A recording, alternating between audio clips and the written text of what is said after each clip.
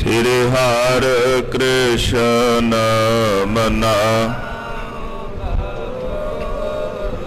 तेग बहादुर परम कृपाला जी परम कृपाला। श्री गुरु गोबिंद सिंह बेसाला। तरोतरा पर पुण्य पुण्य सीसा जी पुण्य पुण्य सीसा। बार बार जगदीसा। एकंकारा सतगुरु तेह प्रसाद सच होए। वाहेगुरु जी की फतेह है विघ्न विनाशन सोए। जिसमें अमृत ज्ञान है मानक भगत वैराग। गुरु ग्रंथ साहिब उधद बंदों कर अनुराग। जिसमें अमृत ज्ञान है मानक भगत वैराग।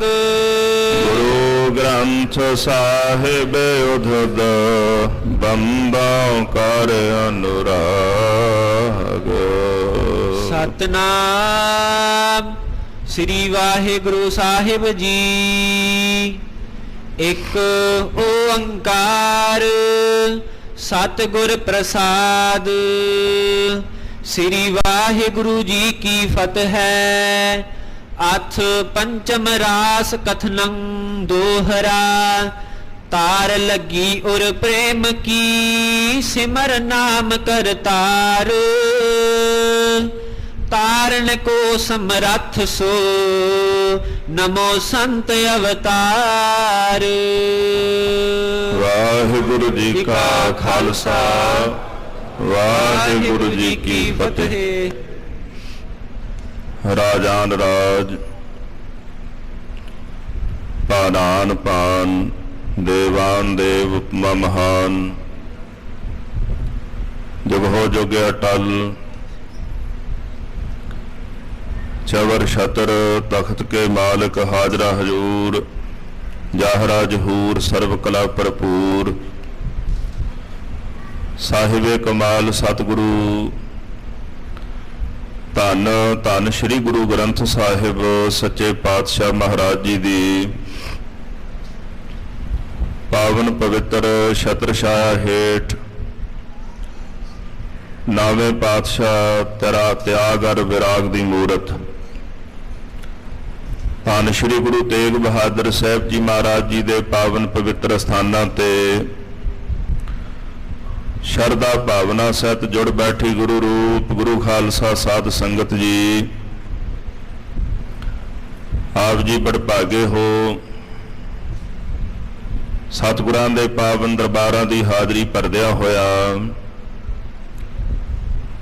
अमृत गुरबाणी दे पावन पवित्र कीर्तन आप जी ने सरवण कीते हन।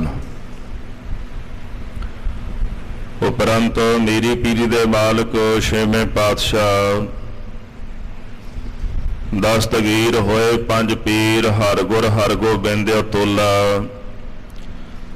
दीन दुनी दा पातशाह पातशाह पातशाह अडुला। श्री गुरु हरगोबिंद साहिब सच्चे पातशाह महाराज जी दे पावन पवित्र जीवन की लड़ीवार कथा सरवण करन वास्ते जुड़ बैठे हो। पूर्वलिया प्रकरणा विच आप जी ने सरवण कीता सी। ग्वालियर दे किले विचों पातशाह ने 52 राजियां नूं रिहा करवाया है जिन्हां नूं मरण उपरांत ताई सजा की प्राप्ति हुई। उन्हां पर दया की महाराज बंदी छोड़ दाता जी ने 52 कलियां वाला चोला पहन के महाराज ने 52 दे 52 राजे जेड़े उथों रिहा करवा दिते। ਇਸ ਤੋਂ ਉਪਰੰਤ ਪਾਤਸ਼ਾਹ ਉਹਨਾਂ ਰਾਜਿਆਂ ਨੂੰ ਨਾਲ ਲੈ ਕਰਕੇ ਦਿੱਲੀ ਨੂੰ ਚੱਲ ਪਏ। ਉਥੋਂ ਦਾ ਜੇਲਰ ਭਾਈ ਹਰਦਾਸ, ਜਿਹਦੇ ਮਨ ਅੰਦਰ ਸਤਿਗੁਰਾਂ ਪ੍ਰਤੀ ਬੜਾ ਭਾਉ ਪ੍ਰੇਮ ਸੀ ਕਿ ਮੈਂ ਮਹਾਰਾਜ ਜੀ ਦੇ ਨਾਲ ਹੀ ਜਾਣਾ ਹੈ, ਇਸ ਤਰ੍ਹਾਂ ਭਾਈ ਹਰਦਾਸ ਵੀ ਨਾਲ ਚੱਲ ਪਏ। ਗੁਰੂ ਘਰ ਦਾ ਸ਼ਰਧਾਲੂ ਵਜ਼ੀਰ ਖਾਂ ਮਹਾਰਾਜ ਨੂੰ ਨਾਲ ਲੈ ਕਰ ਚੱਲ ਪਿਆ। ਸੋ ਆਓ ਅਗਲੇ ਪ੍ਰਕਰਨ ਸਰਵਣ ਕਰੀਏ। ਮਾਨ ਬਿਰਤੀਆਂ ਸਾਹਿਬ ਸੱਚੇ ਪਾਤਸ਼ਾਹ ਦੇ ਚਰਨਾਂ ਕਬਲਾਂ ਪਾਸ ਜੋੜੀਏ। ਪ੍ਰਭ ਕੀ ਉਸਤਤ ਕਰਹੁ ਸੰਤ ਮੀਤ, ਸਾਵਧਾਨ ਇਕਾਗਰ ਚੀਤ। ਮਨ ਦੀ ਇਕਾਗਰਤਾ ਬਣਾਉਣ ਵਾਸਤੇ ਸਮੂਹ ਸੰਗਤਾਂ ਪ੍ਰੇਮ ਨਾਲ ਜਪੋ ਜੀ ਸਤਨਾਮ ਸ੍ਰੀ ਵਾਹਿਗੁਰੂ ਸਾਹਿਬ ਜੀ। ਸਤਨਾਮ ਸ੍ਰੀ ਵਾਹਿਗੁਰੂ ਸਾਹਿਬ ਜੀ। ਇੱਕ ਓੰਕਾਰ ਸਤਿਗੁਰ ਪ੍ਰਸਾਦ। ਚੌਥੀ ਰਾਸ ਦੀ ਸੰਪੂਰਨਤਾ ਤੋਂ ਉਪਰੰਤ ਪੰਜਵੀਂ ਰਾਸ ਦੀ ਆਰੰਭਤਾ ਭਾਈ ਸੰਤੋਖ ਸਿੰਘ ਜੀ ਕਰਦੇ ਨੇ। ਰਾਸ ਨੂੰ ਆਰੰਭਣ ਤੋਂ ਪਹਿਲਾਂ ਸਤਿਗੁਰੂ ਸੱਚੇ ਪਾਤਸ਼ਾਹ ਮਹਾਰਾਜ ਔਰ ਅਕਾਲ ਪੁਰਖ ਵਾਹਿਗੁਰੂ ਪਰਮੇਸ਼ਰ ਦਾ ਮੰਗਲ ਭਾਈ ਸਾਹਿਬ ਕਰਦੇ ਨੇ। ਇੱਕ ਓੰਕਾਰ, ਇੱਕ ਜੋ ਅਦਵੈਤ ਹੈ। ਓੰਕਾਰ ਜੋ ਮਾਇਆ ਦੇ ਬਲ ਸਹਿਤ ਪ੍ਰਮਾਤਮਾ ਹੈ, ਜੋ ਸਭਨਾਂ ਦਾ ਪ੍ਰਕਾਸ਼ਕ ਹੈ, ਉਹ ਪ੍ਰਭੂ ਇੱਕ ਹੈ। ਜਦੋਂ ਇੱਕ ਦੀ ਗੱਲ ਚੱਲਦੀ ਹੈ ਫਿਰ ਉਹ ਅਦਵੈਤ ਹੈ, ਉੱਥੇ ਉਹ ਕੇਵਲ ਇੱਕ ਹੀ ਰਹਿ ਜਾਂਦਾ। ਓੰਕਾਰ ਫਿਰ ਉਹ ਸਾਰੇ ਜਗਤ ਦਾ ਪਸਾਰਾ ਕਰਦਾ।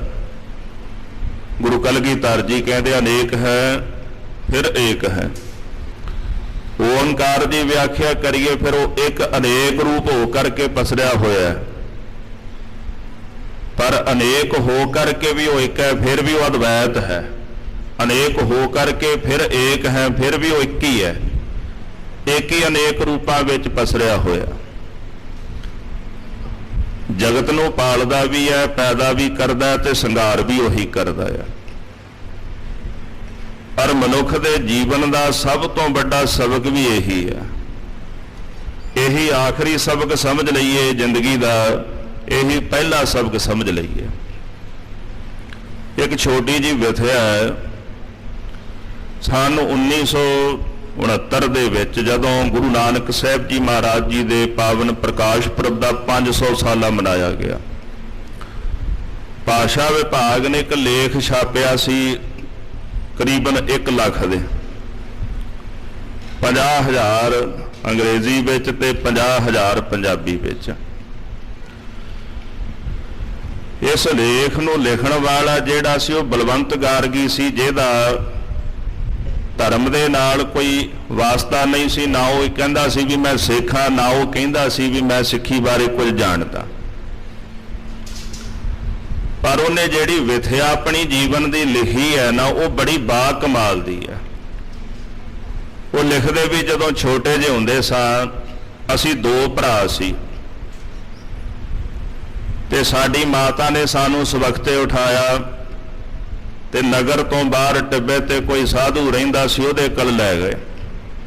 ਸਾਡੀ ਮਾਂ ਨੇ ਮੱਥਾ ਟੇਕਿਆ, ਅਸਾਂ ਵੀ ਟੇਕ ਦਿੱਤਾ। ਤੇ ਮਾਤਾ ਕਹਿਣ ਲੱਗੀ, ਬਾਬਾ ਜੀ ਆ ਮੇਰੇ 2 ਪੁੱਤਰ ਨੇ, ਜਿਹਦੇ ਢਿੱਡ ਵਿੱਚ 4 ਅੱਖਰ ਪੈਣਗੇ ਨਾ, ਉਹਦੇ ਬਾਰੇ ਦੱਸ ਦਿਓ, ਕਿਉਂਕਿ ਦੋਵਾਂ ਨੂੰ ਪੜ੍ਹਾਉਣ ਦੀ ਤਾਂ ਤਾਕਤ ਮੇਰੇ ਵਿੱਚ ਕੋਈ ਨਹੀਂ। ਵੀ ਇੱਕ ਬਾਰੇ ਦੱਸ ਦਿਓ ਵੀ ਕਿਹਦੇ ਢਿੱਡ 'ਚ 4 ਅੱਖਰ ਪੈਣਗੇ। ਹੁਣ ਉਹ ਬਲਵੰਤ ਗਾਰਗੀ ਆਪ ਲਿਖਦਾ ਹੈ ਵੀ ਉਹ ਸਾਧ ਬੌਂਦਲਿਆ ਜਿਹਾ ਸੀ, ਉਹਨੇ ਵੇਖਿਆ ਵੀ ਨਹੀਂ, ਐ ਕਹਿੰਦੇ ਮੇਰੇ ਵੱਲ ਹੱਥ ਕਰ ਦਿੱਤਾ ਵੀ ਇਹਨੂੰ ਪੜ੍ਹਾ ਦਿਓ। ਕਹਿੰਦੇ ਜੇ ਮੇਰੇ ਭਰਾ ਵੱਲ ਹੱਥ ਕਰ ਦਿੰਦਾ ਤੇ ਮੈਂ ਬੁਢਲਾਡੇ ਦੀ ਮੰਡੀ ਵਿੱਚ ਆੜਤੀ ਹੁੰਦਾ, ਕਿਉਂਕਿ ਉਹਦਾ ਭਰਾ ਆੜਤੀ ਸੀ ਉੱਥੇ।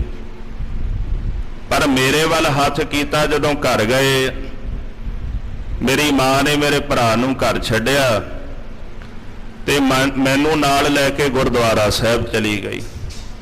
ਜਿਹੜੀ ਪੜ੍ਹਾਈ ਸੀ ਉਹ ਗੁਰਦੁਆਰਾ ਸਾਹਿਬ ਹੁੰਦੀ ਸੀ, ਕਿਉਂਕਿ ਪਿੰਡ ਵਿੱਚ ਸਕੂਲ ਕੋਈ ਨਹੀਂ ਸੀ। ਤੇ 2-3 ਦਿਨ ਕਹਿੰਦਾ ਮੈਂ ਖੇਲਦਾ ਰਿਹਾ ਤੇ 2-3 ਦਿਨਾਂ ਬਾਅਦ ਮੈਂ ਬੱਚਿਆਂ ਨੂੰ ਪੁੱਛਿਆ ਵੀ ਇੱਥੇ ਪੜਾਉਂਦਾ ਕੌਣ ਹੈ, ਪੜ੍ਹਾਈ ਵੀ ਹੁੰਦੀ ਹੈ?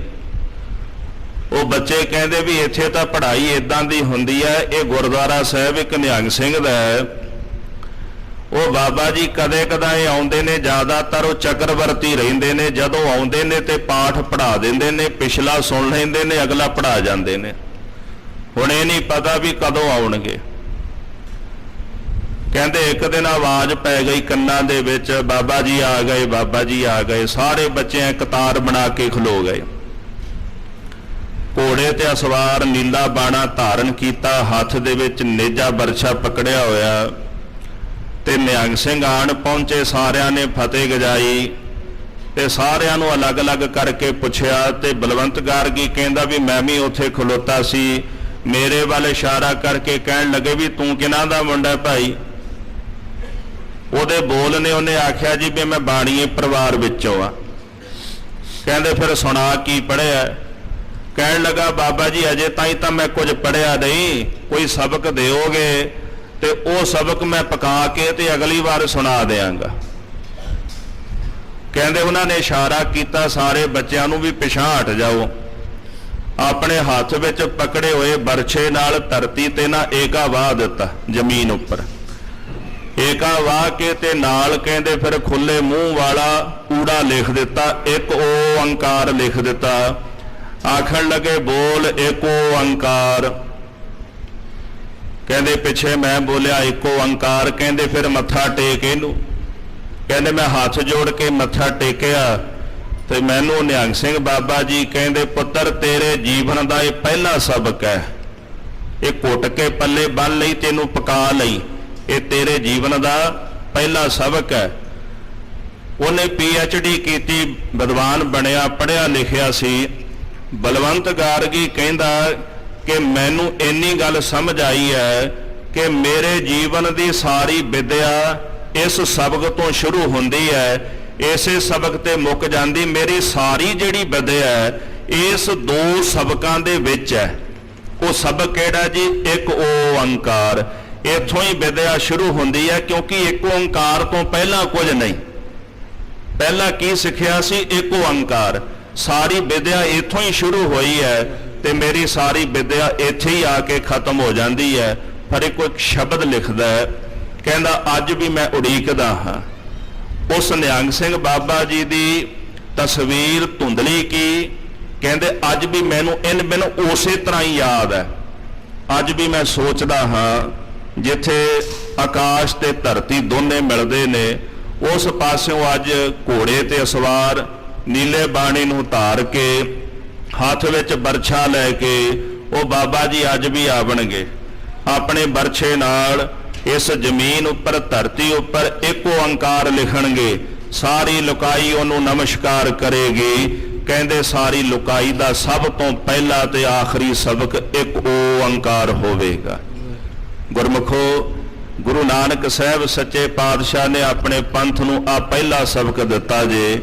ਇਹ ਸਬਕ ਅਸੀਂ ਆਪਣੇ ਜੀਵਨ ਵਿੱਚ ਕਮਾਵਣਾ ਹੈ। ਬਾਕੀ ਸਾਰੀ ਵਿਦਿਆ ਇਹਦੇ ਵਿੱਚ ਹੀ ਹੈ, ਇੱਕ ਓੰਕਾਰ ਦੇ। ਇਸ ਤੋਂ ਪਹਿਲਾਂ ਵੀ ਕੁਝ ਨਹੀਂ ਤੇ ਇਸ ਤੋਂ ਬਾਅਦ ਵਿੱਚ ਵੀ ਕੁਝ ਨਹੀਂ।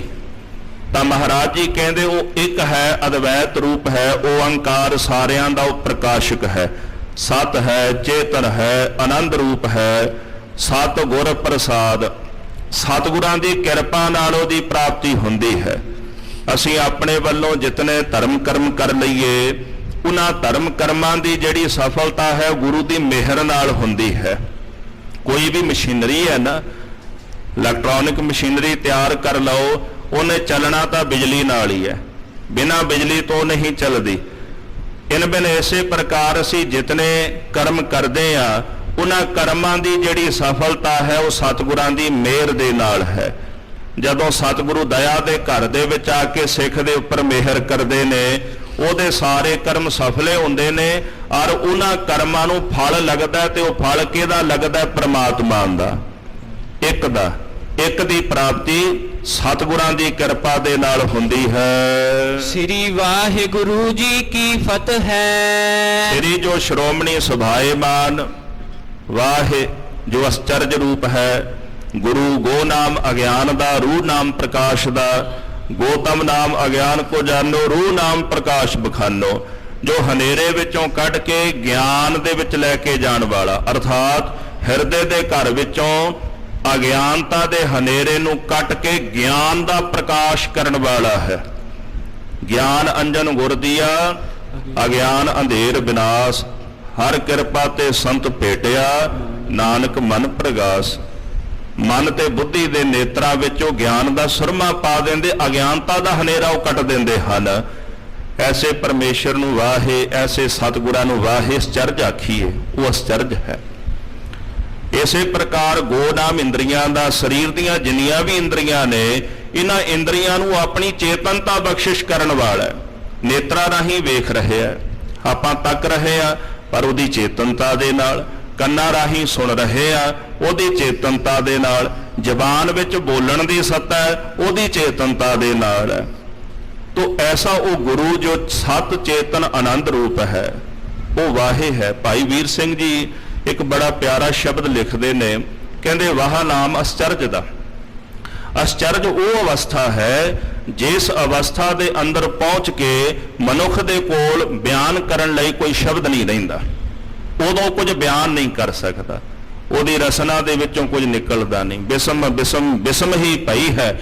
ਇਹ ਅਵਸਥਾ ਆ ਕੇ ਬਣ ਜਾਂਦੀ ਹੈ। ਕਹੋ ਕਬੀਰ ਗੂੰਗਾ ਗੁੜ ਖਾਇਆ, ਪੁੱਛੇ ਤੇ ਕਿਆ ਕਹੀ ਹੈ। ਭਾਈ ਸਾਹਿਬ ਜੀ ਕਹਿੰਦੇ ਅਸਲ ਵਿੱਚ ਵਿਸਮਾਦਤਾ ਵਾਲੀ ਅਵਸਥਾ ਇਹ ਹੈ, ਗੂੰਗਾ ਗੁੜ ਖਾ ਕੇ ਉਹਦਾ ਰਸ ਤਾਂ ਲੈ ਸਕਦਾ, ਮੁਸਕਰਾ ਤਾਂ ਸਕਦਾ, ਬਿਆਨ ਨਹੀਂ ਕਰ ਸਕਦਾ। ਇਹ ਵਸਮਾਦੀ ਅਵਸਥਾ ਜਿਹੜੀ ਐਸੀ ਹੈ, ਇਸ ਅਵਸਥਾ ਤੇ ਪਹੁੰਚ ਕੇ ਇਹਨੂੰ ਬਿਆਨ ਨਹੀਂ ਕੀਤਾ ਜਾ ਸਕਦਾ। ਇਹਨੂੰ ਕਹਿੰਦੇ ਵਾਹ ਅਸਚਰਜ। ਉਹ ਪ੍ਰਭੂ ਅਸਚਰਜ ਹੈ। ਸੋ ਗੁਰੂ, ਉਹ ਗੁਰੂ ਵੀ ਹੈ। ਹੁਣ ਇਹਦੇ ਦੋ ਅਰਥ ਭਾਵ ਲੈ ਲਈਏ। ਵਾਹ ਜੋ ਬ੍ਰਹਮ ਹੈ, ਅਸਚਰਜ ਹੈ, ਪਰੇ ਤੋਂ ਪਰੇ ਹੈ। ਗੁਰੂ ਫਿਰ ਉਹੀ ਗੁਰੂ ਰੂਪ ਵੀ ਆਪ ਹੈ। ਬ੍ਰਹਮ ਦਾ ਗਿਆਨ ਗੁਰੂ ਕਰਾਉਣ ਵਾਲਾ ਹੈ। ਜਿਵੇਂ ਇੱਕ ਸਿੱਕਾ ਹੈ, ਉਹਦੇ ਦੋ ਪਹਿਲੂ ਨੇ ਜੀ, ਆਪਾਂ ਉਹਨੂੰ ਅਲੱਗ ਨਹੀਂ ਕਰ ਸਕਦੇ। ਪਰਮਾਤਮਾ ਹੈ ਤੇ ਗੁਰੂ ਹੈ। ਗੁਰੂ ਪਰਮਾਤਮਾ ਦਾ ਗਿਆਨ ਕਰਾ ਸਕਦਾ ਹੈ, ਗੁਰੂ ਤੋਂ ਬਿਨਾਂ ਗਿਆਨ ਹੋ ਹੀ ਨਹੀਂ ਸਕਦਾ। ਯਾਨੀ ਪਰਮਾਤਮਾ ਆਪਣਾ ਗਿਆਨ ਗੁਰੂ ਦੇ ਦੁਆਰਾ ਆਪ ਹੀ ਕਰਾਉਂਦਾ ਹੈ। ਜੈਸੇ ਜਨਮ ਸਾਖੀ ਵਿੱਚ ਬੋਲ ਆਉਂਦੇ ਨੇ, ਮੇਰਾ ਨਾਉ ਪਾਰ ਬ੍ਰਹਮ ਪਰਮੇਸ਼ਰ, ਤੇਰਾ ਨਾਉ ਗੁਰ ਪਰਮੇਸ਼ਰ। ਇੱਕ ਗੁਰ ਪਰਮੇਸ਼ਰ ਹੈ, ਇੱਕ ਪਾਰ ਬ੍ਰਹਮ ਪਰਮੇਸ਼ਰ ਹੈ। ਪਾਰ ਬ੍ਰਹਮ ਪਰਮੇਸ਼ਰ ਦਾ ਗਿਆਨ ਗੁਰ ਪਰਮੇਸ਼ਰ ਕਰਾਉਂਦੇ ਹਨ। ਤੋ ਗੁਰੂ ਵੀ ਆਪ ਨੇ ਤੇ ਪਰਮੇਸ਼ਰ ਵੀ ਆਪ ਨੇ, ਦੋਹਾਂ ਵਿੱਚ ਕੋਈ ਭੇਦ, ਕੋਈ ਫਰਕ ਨਹੀਂ ਹੈ। ਸੋ ਐਸੇ ਜਿਹੜੇ ਗੁਰੂ ਨੇ ਵਾਹੇ ਉਸ ਚਰਜ ਨੇ। ਜੀ ਕੀ ਫਤਿਹ, ਉਸੇ ਹੀ ਅਕਾਲ ਪੁਰਖ ਦੀ ਲੋਕ ਤੇ ਪ੍ਰਲੋਕ ਵਿੱਚ ਫਤਿਹ ਹੈ। ਜਦੋਂ ਭੰਗਾਣੀ ਦਾ ਜੰਗ ਫਤਿਹ ਕੀਤਾ ਨਾ ਮਹਾਰਾਜ ਨੇ, ਤੇ ਸਿੱਖ ਆ ਕੇ ਕਹਿਣ ਲੱਗੇ ਮਹਾਰਾਜ ਜੀ ਫਤਿਹ ਹੋ ਗਈ ਆਪ ਜੀ ਦੀ।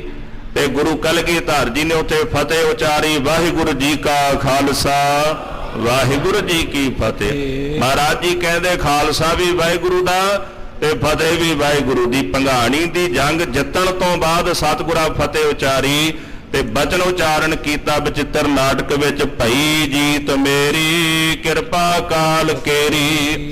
ਇਹ ਜਿੱਤ ਹੋਈ ਹੈ ਪਰ ਵਾਹਿਗੁਰੂ ਤੇਰੀ ਕਿਰਪਾ ਨਾਲ, ਇਹ ਤੇਰੀ ਹੀ ਜਿੱਤ ਹੈ, ਤੇਰੀ ਦਇਆ ਨਾਲ ਹੋਈ ਹੈ। ਤਾਂ ਫਤਿਹ ਵੀ ਵਾਹਿਗੁਰੂ ਜੀ ਦੀ। ਹੁਣ ਦੂਸਰਾ ਭਾਵ ਹੈ ਜੀ ਕੀ ਫਤਿਹ। ਜੀ ਨਾਮ ਜੀਵ ਦਾ। ਜਿਹੜਾ ਜੀਵ ਆਪਣੀ ਰਸਨਾ ਨਾਲ ਵਾਹਿਗੁਰੂ ਵਾਹਿਗੁਰੂ ਵਾਹਿਗੁਰੂ ਗੁਰੂ ਦਾ ਮੰਤਰ ਜਪਦਾ ਹੈ, ਉਹਦੀ ਫਤਿਹ ਹੋ ਜਾਂਦੀ ਹੈ। ਮਨ ਤੇ ਵੀ ਫਤਿਹ ਹੋ ਜਾਂਦੀ ਹੈ, ਜੀਵਨ ਤੇ ਵੀ ਫਤਿਹ ਹੋ ਜਾਂਦੀ। ਦਰਗਾਹ ਵਿੱਚ ਵੀ ਉਹ ਆਪਣਾ ਜੀਵਨ ਜਿੱਤ ਕੇ ਆਪਣੇ ਜੀਵਨ ਨੂੰ ਫਤਿਹ ਕਰ ਲੈਂਦਾ ਹੈ। ਫਾਹੇ ਕਾਟੇ ਮਿਟਹਿ ਗਵਨ, ਫਤਿਹ ਭਈ ਮਨ ਜੀਤ। ਨਾਨਕ ਗੁਰ ਤੇ ਥਿਤ ਪਾਈ, ਫਿਰਨ ਮਿਟੇ ਨਿਤ ਨੀਤ। ਉਹਨਾਂ ਦੇ ਫਾਹੇ ਕੱਟੇ ਜਾਂਦੇ ਹਨ। ਸੰਸਾਰ ਵਿੱਚ ਆਵਣਾ ਜਾਵਣਾ ਮਿਟ ਜਾਂਦਾ, ਮਨ ਤੇ ਉਹ ਫਤਿਹ ਪ੍ਰਾਪਤ ਕਰ ਲੈਂਦੇ ਨੇ। ਸੋ ਜਿਹੜੇ ਰਸਨਾ ਨਾਲ ਵਾਹਿਗੁਰੂ ਵਾਹਿਗੁਰੂ ਜਪਦੇ ਨੇ, ਉਹਨਾਂ ਜੀਵਾਂ ਦੀ ਫਤਿਹ ਹੋ ਜਾਂਦੀ। ਜਿਨ੍ਹਾਂ ਨੇ ਰਸਨਾ ਨਾਲ ਫਤਿਹ ਜਪੀ, ਉਹਨਾਂ ਦੀ ਜਗ ਵਿੱਚ ਵੀ ਫਤਿਹ ਤੇ ਉਹਨਾਂ ਦੀ ਦਰਗਾਹ ਵਿੱਚ ਵੀ ਫਤਿਹ ਹੁੰਦੀ ਹੈ। ਅਥ ਪੰਚਮ ਰਾਸ ਕਥਨੰ। ਹੁਣ ਭਾਈ ਸੰਤੋਖ ਸਿੰਘ ਜੀ ਸ੍ਰੀ ਗੁਰਪ੍ਰਤਾਪ ਸੂਰਜ ਗ੍ਰੰਥ ਦੀ ਪੰਜਵੀਂ ਰਾਸ ਕਥਨ ਕਰਦੇ ਹਨ। ਦੋਹਰਾ ਤਾਰ ਲੱਗੀ ਉਰ ਪ੍ਰੇਮ ਕੀ, ਸਿਮਰ ਨਾਮ ਕਰਤਾਰ। ਜਿਨ੍ਹਾਂ ਦੇ ਹਿਰਦੇ ਵਿੱਚ ਪ੍ਰਭੂ ਦਾ ਪ੍ਰੇਮ ਹੈ, ਹਿਰਦਾ ਪ੍ਰਭੂ ਦੇ ਪ੍ਰੇਮ ਨਾਲ ਭਰਿਆ ਹੋਇਆ ਹੈ। ਉਸੇ ਪ੍ਰੇਮ ਕਰਕੇ ਇੱਕ ਰਸ ਪਰਮੇਸ਼ਰ ਵਿੱਚ ਸੁਰਤ ਜੁੜੀ ਹੋਈ ਹੈ ਤੇ ਅੱਠੇ ਪੈਰ ਉਹ ਕਰਤਾਰ ਦੇ ਨਾਮ ਨੂੰ ਜਪਦੇ ਰਹਿੰਦੇ, ਉਹਦੇ ਨਾਮ ਦਾ ਸਿਮਰਨ ਕਰਦੇ ਰਹਿੰਦੇ। ਦਮ ਦਮ ਸਦਾ ਸੰਭਾਲਦਾ, ਦਮ ਨਾ ਬਿਰਥਾ ਜਾਏ। ਹਰ ਇੱਕ ਸਵਾਸ ਸਵਾਸ ਪਰਮੇਸ਼ਰ ਦੇ ਨਾਮ ਦੀ ਸੰਭਾਲਣਾ ਕਰਦੇ ਹਨ। ਤਾਰਨ ਕੋ ਸਮਰੱਥ ਸੋ ਨਮੋ ਸੰਤ ਅਵਤਾਰ। ਐਸੇ ਜਿਹੜੇ ਸੰਤ ਜਨ ਜਿਨ੍ਹਾਂ ਨੂੰ ਨਿਤ ਅਵਤਾਰ ਕਿਹਾ ਜਾਂਦਾ ਹੈ। ਭਾਈ ਕਾਨ ਸਿੰਘ ਨਾਭਾ ਲਿਖਦੇ ਵੀ ਨਿਤ ਉਹ ਹੈ ਜਿਹੜਾ ਕਦੇ ਨਸ਼ਟ ਨਾ ਹੋਵੇ, ਜਿਹੜਾ ਸਦੀਵ ਰਹਿਣ ਵਾਲਾ ਹੋਵੇ। ਜਿਨ੍ਹਾਂ ਨੂੰ ਗੁਰੂ ਤੇਗ ਬਹਾਦਰ ਸਾਹਿਬ ਜੀ ਕਹਿੰਦੇ ਨਾਮ ਰਹਿਓ ਸਾਧੂ ਰਹਿਓ, ਰਹਿਓ ਗੁਰ ਗੋਬਿੰਦ, ਕਹੋ ਨਾਨਕ ਇਹ ਜਗਤ ਮੈਂ ਕਿਨ ਜਪਿਓ ਗੁਰਮੰਤ।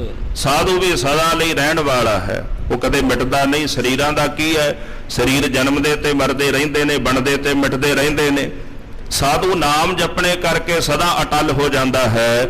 ਐਸੇ ਸੰਤ ਜਨ ਨਿਤ ਅਵਤਾਰ ਹੁੰਦੇ ਨੇ ਤੇ ਉਹਨਾਂ ਵਿੱਚ ਵੀ ਜਗ ਦੇ ਜੀਵਾਂ ਨੂੰ ਤਾਰਨ ਦੀ ਸਮਰੱਥਾ ਹੁੰਦੀ ਹੈ। ਜੀਵਾਂ ਨੂੰ ਨਾਮ ਜਪਾ ਕੇ ਉਹ ਭਵ ਸਾਗਰ ਤੋਂ ਤਾਰ ਦਿੰਦੇ ਹਨ।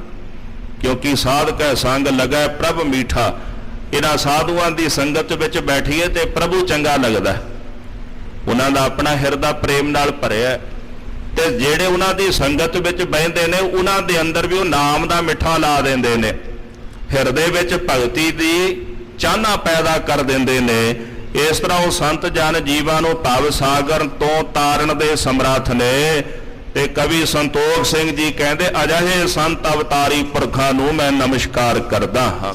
ਭਾਈ ਸਾਹਿਬ ਦਾ ਹੀ ਕਥਨ ਹੈ, ਸ਼੍ਰੀ ਗੁਰ ਸ਼ਬਦ ਕਮਾਏ ਜਿਨ ਜੀਤੇ ਪੰਚ ਵਿਕਾਰ, ਤਿੰਨ ਸੰਤਨ ਕੋ ਬੰਦਨਾ ਸਿਰ ਚਰਨਨ ਪਰਤਾਰ। ਜਿਨ੍ਹਾਂ ਨੇ ਗੁਰ ਸ਼ਬਦ ਦੀ ਕਮਾਈ ਕੀਤੀ ਤੇ ਪੰਜ ਵਿਕਾਰ ਜਿੱਤ ਲਏ, ਤਿਨਾਂ ਸੰਤ ਜਨਾਂ ਦੇ ਚਰਨਾਂ ਤੇ ਸੀਸ ਰੱਖ ਕੇ ਮੈਂ ਬਾਰੰਬਾਰ ਨਮਸਕਾਰ ਕਰਦਾ ਹਾਂ। ਚਿਤ੍ਰਪਦਾ ਛੰਦ ਸਾਰਸਵਤੀ ਕਰ ਬੇਣਵਤੀ। ਜਿਸ ਨੇ ਆਪਣੇ ਹੱਥ ਦੇ ਵਿੱਚ ਬੀਣਾ ਧਾਰਨ ਕੀਤਾ ਹੋਇਆ ਹੈ। ਸ਼ੁਭ ਦੇਹੋ ਮਤੀ ਲਖ ਸਾਰੇ ਅਸਾਰ। ਇਹ ਬਾਣੀ ਦੀ ਦੇਵੀ ਕਿਰਪਾ ਕਰ, ਮੈਨੂੰ ਸ਼ੁਭ ਮਤ ਦੀ ਦਾਤ ਬਖਸ਼ਿਸ਼ ਕਰ। ਸ੍ਰੇਸ਼ਟ ਬੁੱਧੀ ਦਾ ਅੰਦਰ ਪ੍ਰਕਾਸ਼ ਕਰ, ਜਿਹਦੇ ਨਾਲ ਸਾਰ ਤੇ ਅਸਾਰ ਨੂੰ ਮੈਂ ਸਮਝ ਲਵਾਂ। ਸਤ ਨੂੰ ਗ੍ਰਹਿਣ ਕਰਕੇ ਅਸਤ ਦਾ ਮੈਂ ਤਿਆਗ ਕਰ ਦਿਆਂ। ਸਾਰ ਸੰਭਾਰ ਕਰੋ ਪ੍ਰਤਪਾਰ। ਕਿਰਪਾ ਕਰਕੇ ਆਪ ਜੀ ਮੇਰੀ ਸਾਰ ਸੰਭਾਲਣਾ ਕਰੋ, ਆਪ ਮੇਰੀ ਪ੍ਰਤਪਾਲਣਾ ਕਰੋ। ਉਦਾਰ ਬੜੀ ਸੁਖ ਦਾਸ ਦਤਾਰ। ਆਪ ਜੀ ਬੜੇ ਉਦਾਰ ਖੁੱਲੇ ਦਿਲ ਵਾਲੇ, ਦਾਨ ਬਖਸ਼ਿਸ਼ ਕਰਨ ਵਾਲੇ ਹੋ ਤੇ ਸੁੱਖਾਂ ਦੇ ਦਾਤੇ ਹੋ। ਤਾਰਨ ਈਸ਼ਵਰ ਪੂਰਨ ਸ਼੍ਰੀ ਮੁਖ। ਤਾਰਨ ਈਸ਼ਵਰ, ਤਾਰਿਆਂ ਦਾ ਜਿਹੜਾ ਈਸ਼ਵਰ ਮਾਲਕ ਚੰਦਰਮਾ ਹੈ। ਕਹਿੰਦੇ ਜੈਸੇ ਚੰਦਰਮਾ ਪੂਰਨਮਾਸ਼ੀ ਨੂੰ ਪੂਰਨ ਹੁੰਦਾ ਤੇ ਉਜਲਾ ਹੁੰਦਾ ਹੈ, ਤੈਸੇ ਹੀ ਤੁਹਾਡਾ ਜਿਹੜਾ ਮੁਖ ਹੈ ਚੰਦਰਮੇ ਦੀ ਨਿਆਈ ਬੜਾ ਉਜਲ ਹੈ। ਬੰਦਤ ਅੰਮ੍ਰਿਤ ਬਾਕ ਉਚਾਰ। ਤੇ ਤੁਹਾਡੇ ਮੁਖ ਦੇ ਵਿੱਚੋਂ ਅੰਮ੍ਰਿਤ ਰੂਪ ਬਚਨ ਨਿਕਲਦੇ ਨੇ ਤੇ ਚੰਦਰਮਾ ਵੀ ਫਿਰ ਤੁਹਾਨੂੰ ਹੱਥ ਜੋੜ ਜੋੜ ਬੰਦਤ ਨਮਸਕਾਰਾਂ ਕਰਦਾ, ਮੱਥਾ ਟੇਕਦਾ ਹੈ। ਚਾਰ ਬਿਲੋਚਨ ਸਾਥ ਨਿਹਾਰ। ਇਸੇ ਤਰ੍ਹਾਂ ਆਪ ਜੀ ਆਪਣੇ ਚਾਰ ਸੁੰਦਰ ਨੇਤਰਾਂ ਦੇ ਰਾਹੀਂ ਜਦੋਂ ਵੇਖਣਾ ਕਰਦੇ ਹੋ, ਜਿਨ੍ਹਾਂ ਉੱਪਰ ਤੁਹਾਡੀ ਦ੍ਰਿਸ਼ਟੀ ਪੈ ਜਾਂਦੀ ਹੈ, ਉਤਾਰਤ ਪਾਰ ਅਪਾਰ ਸੰਸਾਰ। ਇਸ ਤਰ੍ਹਾਂ ਉਹਨਾਂ ਨੂੰ ਫਿਰ ਸੰਸਾਰ ਸਾਗਰ ਤੋਂ ਆਪ ਜੀ ਪਾਰ ਕਰ ਦਿੰਦੇ, ਉਹਨਾਂ ਦਾ ਉਧਾਰ ਕਰ ਦਿੰਦੇ ਹੋ।